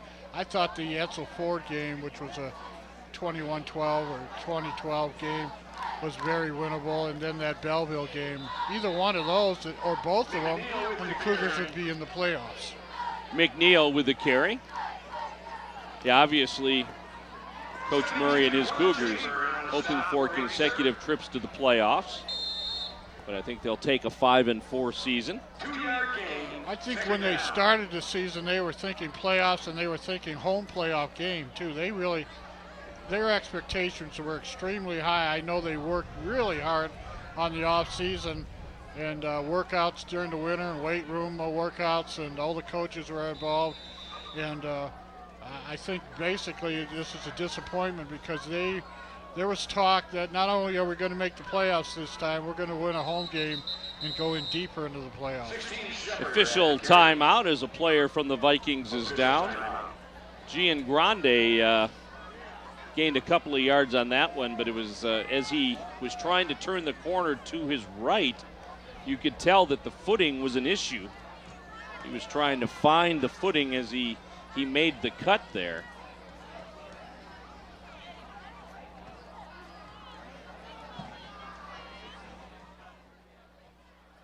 So we mentioned it before. You can watch GCTV anytime, anywhere. We're streamed 24 hours a day, 7 days a week on Ustream. You can watch most of our content on YouTube. And then you can watch the Ustream feed as well as the YouTube feed, either on your Apple phone, your iPhone, or if you're one of the 17 people in America with a Windows phone, you could go to their app store too. But go to www.gardencitymi.org/GCTV for all of those links and for that live 24/7 stream of GCTV. So basically, you just can't get away from us. What's next, Dan? We're going to come to your house and do puppet shows. 3rd down and 5. That's on my bucket list, too. That's on my bucket list, too. I know there are some people in town that would prefer we came to their house and did puppet shows rather than try to get them to look at the internet. So 3rd down. Hubbs under center. Gives to McNeel. McNeel tried to battle his way ahead. There's a flag on the play. McNeil still on his feet. This will be interesting. McNeel headed for the end zone, but there was a flag in the backfield. So let's see, because I don't think there was anybody from Garden City there, so I'm not sure it was a holding call. But it is a holding call. I'd like to see that one again because I didn't see anybody with McNeel. So here's McNeel. He gets loose. You know, the hold had to have been 15 feet from the play then, if that was the call, because McNeel did all that on his own. You know, Dan, I don't think we've ever done a game where there's been so many long plays. What I mean by standing up and breaking for a couple more runs, standing up and breaking. And it's because both teams are trying to stand up the ball carrier and strip him. You know, and we have seen plays that have lasted 6, 7, 8 seconds longer than they should have lasted. So third down, we'll call it 12. The penalty was almost near the first down line. And it's a fake. Pass to McNeel, but Inkster didn't bite. Inkster did a great job of sniffing that one out and covering McNeel. Yeah, Hubbs hit it on his hip.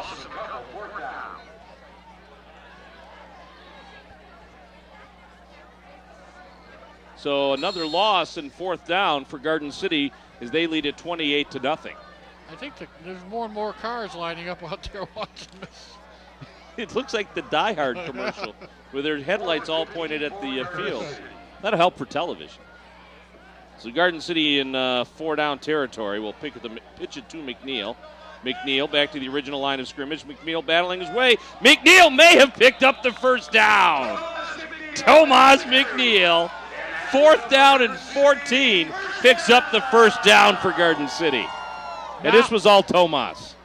Unofficially, I have Tomas for about 125 to 130 yards. We'll have to check with John Fleming and see what he's got. He needs 143 for 1,000.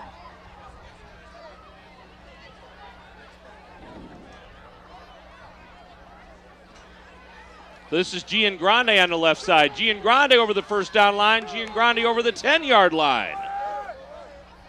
So Giangrande picks up the first down, and it'll be first and goal for Garden City. So Garden City looking to put another one on the board. And if they scored this one and kicked the extra point, we'd have a running clock. So first and goal at the 7 for Garden City. The wideout on this side is Daniels. The give again to Giangrande. Giangrande finds an opening. Giangrande into the end zone. Touchdown! Wyatt Giangrande with his first touchdown of the evening. Now the score is becoming indicative of the play on the field. And this has been all Garden City. And Dan, unofficially, our official scorekeeper has McNeel at 167 yards. Well, that does it. That puts him over the 1,000-yard mark for the season. You see how I hedged my bet there. Unofficially. Unofficially, the official scorekeeper. John Fleming of Fleming Financial, keeping track of the stats.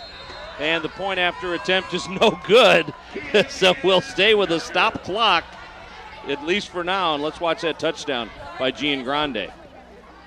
Nice blocking by Garden City. Well, he's had some nice yardage on that play all night long. He's been having some gaping holes there. It's 34-0 with 8:17 on the clock as Garden City coming into this game playing for pride.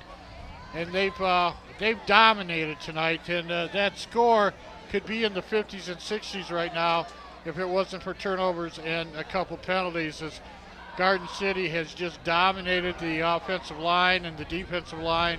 And Inkster has had very little success. In all reality, I can only recall one first down as a result of an offensive play. The other first down, I think, was on a penalty. And other than that, I don't recall a first down series.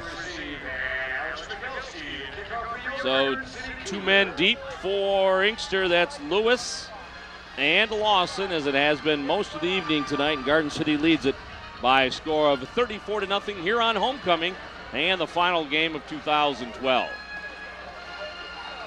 Again, I can't thank the volunteers enough who have come out here for this one. Spent a couple of days setting up, as we usually do, and been out in the rain and the weather all day today as Bogowski boots that one.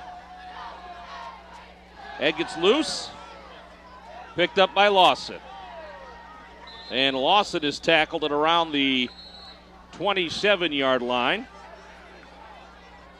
The special teams for Garden City, especially these kickoff teams, have put Garden City in advantageous positions all night long, starting with the opening kickoff.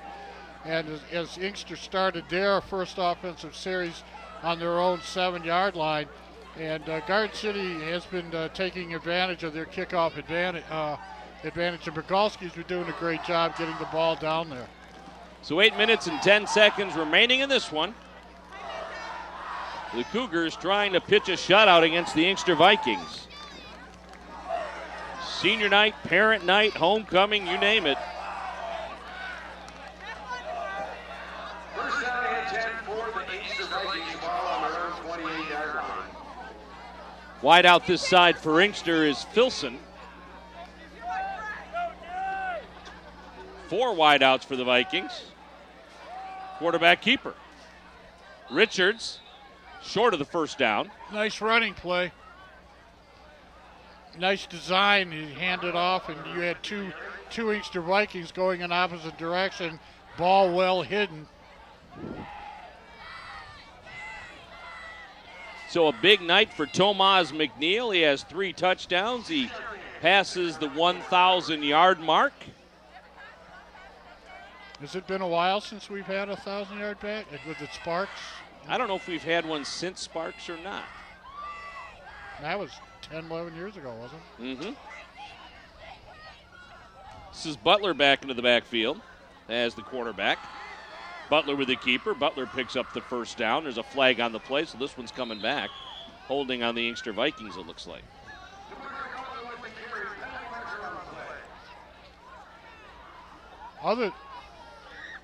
There's McNeel, our 1,000-yard.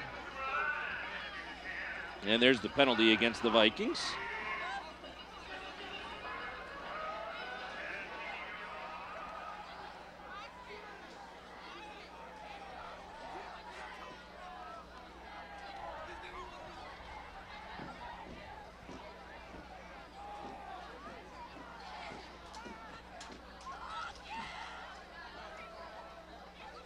So that'll push it back to the 35-yard line. Is McNeel a junior or senior? McNeel is a senior. He was a transfer from Crestwood.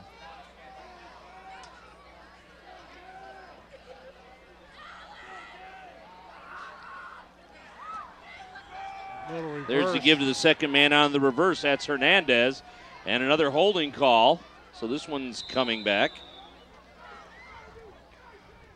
Inkster having some success running wide, which I thought they would have all night long, but they've been shooting themselves in the foot with these holding penalties.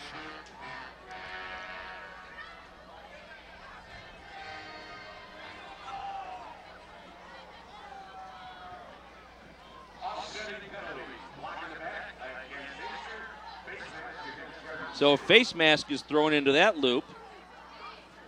So it's offsetting penalties.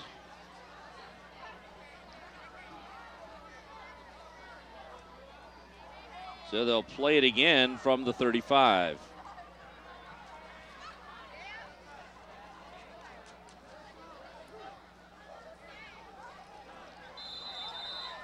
Garden City throwing a lot of their subs in now. Well, they are a deep, deep team. And Inkster's forcing them to run wide. That's Butler this time. Butler with the keeper. Butler picks up the first down. No flag, so this one will stick. There's a flag after the play.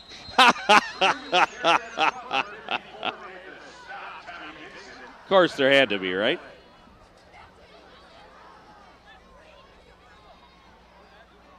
Personal foul against Garden City. So it gets a little chippy, it looks like. This should put the ball in Garden City territory, and I'm not sure, Dan. Is this the first time Inkster has visited Garden City territory? It may very well be. I hate to sound like Mario and Pemba and hedge my bet. But No, I think you're right. remember the fumble that started at the 45 of Inkster and wound up on the 5-yard line. Right, so that play got moved back to about Yeah. the 40. Inkster has been in It's Garden the City second territory. time. The other one was just a little uglier. So 1st and 10 at the 44 for the Vikings. Garden City with 7:21 remaining like to keep Inkster off the scoreboard. Inkster goes to that tighter formation with 2 wideouts. And this time it's snapped. And this is ugly. The snap is to Hernandez. Well, if they give him the ball where they tackled him, it'll be around about the 33. If they give him forward motion. Well, they'll spot it at the 41, but the referee didn't blow the whistle till about the 35. And Inkster had too much success being in Garden City territory. They didn't like it there. So 1st and 10 for the Vikes at their own 41 now.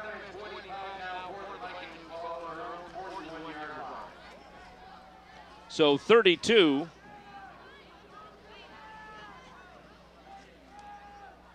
That's Pittman comes this way. And this is Hernandez. And Hernandez with nowhere to go, and he'll slip on the turf. And Hernandez falls down around the 36. The ball's on the 36 Inkster. They have to go to the 34 of Garden City. For It's a long way to go. I think it's a 2-transfer taxi cab ride. About 30 yards to go for Inkster.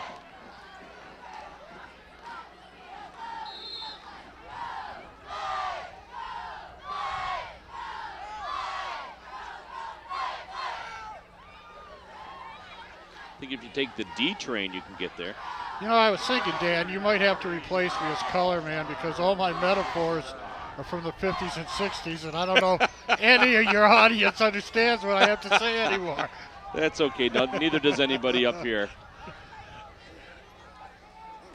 There's Butler again rolling out. Butler airs it out and almost got it into the hands of Lewis. It was out of bounds. That'll bring up a 4th down.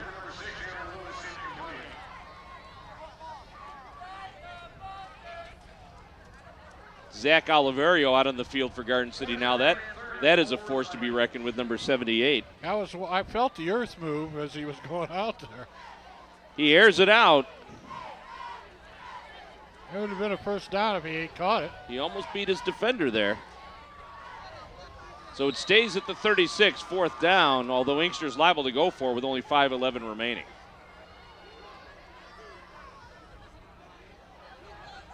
Or possibly punt it out of the shotgun.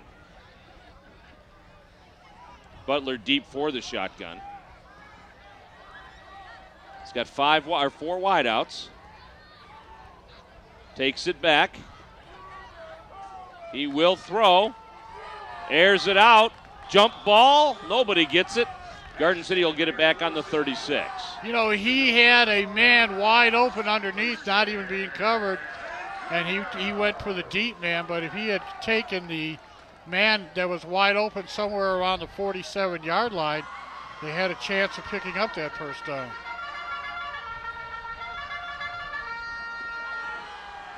So 1st and 10 for Garden City. Ball has crept its way up to the 37-yard line, so 1st and 10 for Garden City on the 37. Yeah, the spotting of the ball tonight has not been precise. I'm not sure the referees can see it once they put it down. Fumble on the snap. Hubbs will get it back. That'll make it 2nd down. Boy, the rain has let up only to the degree that it's less. But it has not stopped for 1 second. And we had a pretty good day today. But about 6 o'clock, I think it started to rain, and it has not stopped the entire game. We were out here most of the day. A couple of times the sun came out. It even warmed up. But an ugly night for homecoming. That's Jacob Little. He bounces off 1 tackler. You know, and it's unfortunate the way Garden City's schedule set up this year that they had to have homecoming as the last game of the season. That's less than ideal, and obviously the weather gets a little dicier the later in the year it gets, although the season not that long ago, started about 2 weeks later, but once they added the extra round of playoffs, the extra 2 rounds of playoffs. Well, you get 2 games before the kids come into school. And I'm not a big fan of that. I know why they do it, but I'm not a big fan of it. Well, it's all about the Thanksgiving weekend. Right, all about that Saturday, Sunday, Friday, that Saturday, Sunday, or Friday, Saturday at the Silverdome, or at Ford Field.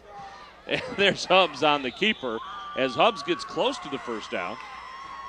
Now, if you made it any later, you think about all the teams that play that week before Thanksgiving and Thanksgiving, and you think in terms of a lot of the small schools, all the basketball teams on the football team. And those I know I'm talking to a basketball coach now. All his players are on the football team, and they're going to the playoffs, and he's not extremely happy about that. I mean, he's not against the playoffs, but he's not going to see his team until Thanksgiving. So 1st and 10 for Garden City, and a flag on the play, and we'll get motion on the Cougars. And you get in those B and C and D schools, and where the athletes are limited, and you usually have out of your 12-man basketball roster, 11 of them are on the football team. You know.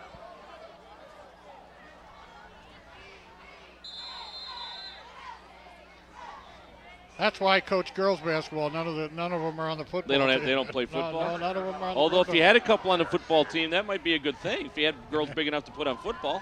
I dare somebody to come up the middle. Whoa, and right across the line of scrimmage is Daquan Chambers, but this ball is still live. What in the world happened? Gian Grande, there's a flag back in the backfield. I thought that play was dead. It was dead. He backed off away from the pile, and he wasn't down. I'll tell you what, these guys have got to blow the whistle quicker on forward progress. I mean, this is crazy. Chambers comes across. He's got him in the grasp. He was in the grasp. He's down. He's down. That's ridiculous. Flag is waved off, and the touchdown's going to stand. Well, I've been telling you that Inkster is not tackling the ball carrier. They're standing him up and trying to strip him. And I don't know if that came from the coach or the players had some success early in the game and they just got addicted to it. But we have had 5, 6, 7 plays that should have been down and that more yardage was gained after a missed tackle. And that's all that was, a missed tackle. Well, not to take anything away, I called it Gian Grande, but it was Jacob Little that scored the touchdown. At the 3:01 mark. We had a couple Inkster players.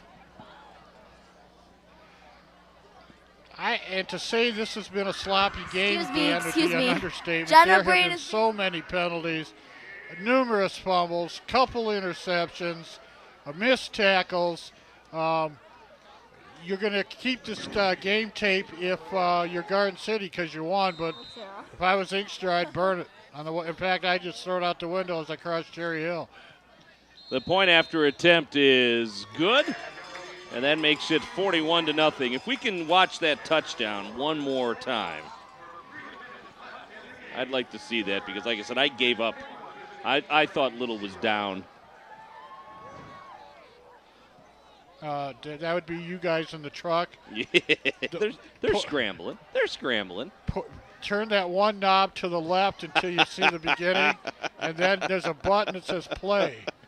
And then the director punches it up. There's no tape anymore, Ted. This is all in a computer now. So 3:01 remaining in this one, and Garden City up by a score of 41-0. Let's see this one more time. So, I see he stopped. By look at, he pulls his foot out of it. And then the pass to Little. That's going to go on as a 20-yard touchdown pass, and it traveled 6 feet in the air. Yeah, that's. I think that's the definition of in the grasp, personally. I don't know. Wet shoes are slippery.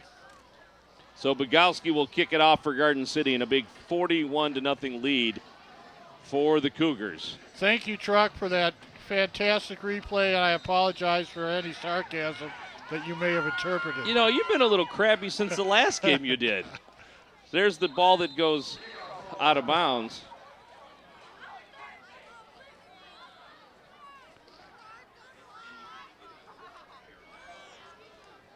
So 3 minutes remaining in this one. That'll be a illegal procedure call against Garden City.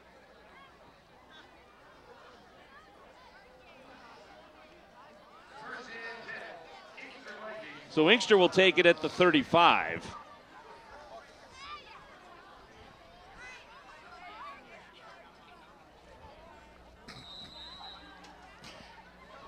So Inkster still trying to break the shutout. They got 2:45 on the clock and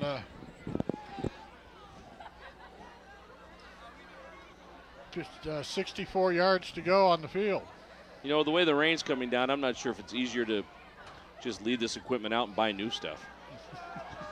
So Butler throws it up, almost intercepted, gets through to the intended receiver. There was a welcome on that part sideline. Number 10, Terrence Carter, didn't give up on it. Ted, what would you do in Groseal? Just leave it out and buy new stuff? Be easier? No. No? I would have canceled those. Is that what that text meant last night?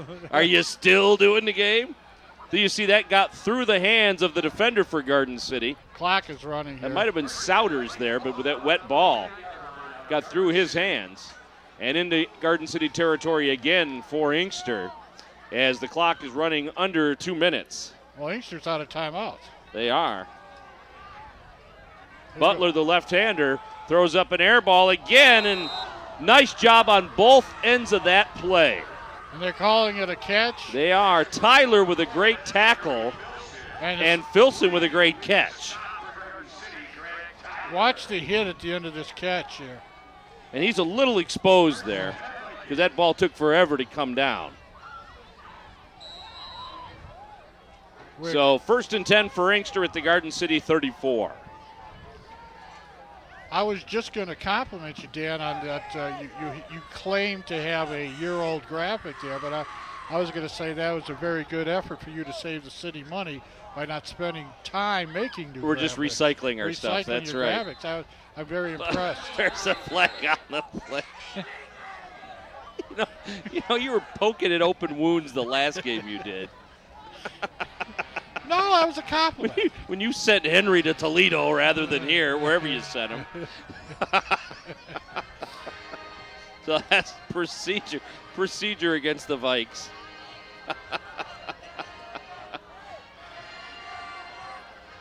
When Ted gets bored, which I have been since the second quarter, Ted decides to see what he can stir up. So 4th down. My streak's still in there. No KFC for Ted, and he was not elected homecoming queen. Butler has an opening. Butler trying to get to that 1st down. Butler makes it up to the 30. There's a flag on the play, because why wouldn't there be? The worst thing about the flag, it stopped the clock. No kidding. It's just been an overall dominating night by Garden City, and They have face mask there by the Cougars. They have their subs in here. Inkster's trying to get in the end zone, but Garden City has dominated the line of scrimmage, both sides of the ball. Inkster has had success here in the last minute and a half, but before that, only one offensive play for a 1st down until late in the 4th quarter. Again, my thanks to everybody who gutted it out tonight, and my thanks in advance to everybody for the nightmare they're about to experience trying to put this equipment away tonight.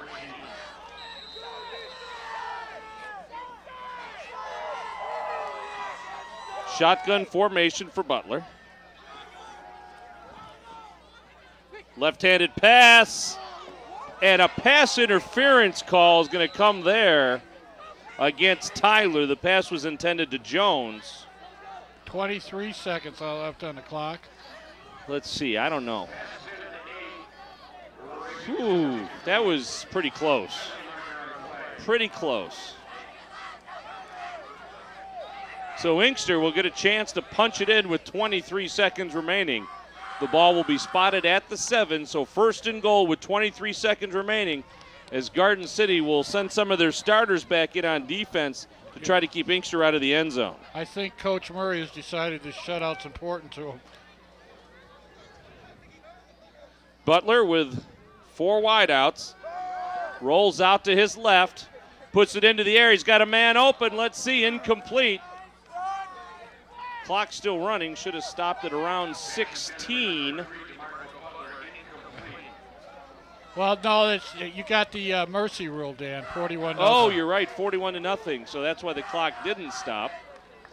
And that's going to end it here at Garden City High School as the Cougars come away with a big 41-0 win over the Inkster Vikings. Tomas McNeel with 3 touchdowns, Jacob Little with 2, Wyatt Giangrande with a touchdown, and Tomas McNeel passes the 1,000-yard mark tonight for the Garden City Cougars. So an outstanding effort by Garden City here tonight, Ted. They really clicked on all cylinders. They really came out big. They sputtered a little in the second quarter, and then they totally dominated Inkster here in the third and fourth quarter. Well, we said the game was for pride. Garden City will finish up 5-4 with a very slim chance of getting the playoffs, and probably hurt by that non-game with Annapolis. But a fun game, Dan. Like you said, pride. The Cougars played all night hard. They dominated the game. It was a fun game just to watch because of all the turnovers and the penalties and the weird plays and the missed tackles. But it winds up 41-0, and the homecoming crowd is going to go home wet because of Doppler Tom, but happy. So congratulations to all of our seniors as they win their final game here at Garden City High School.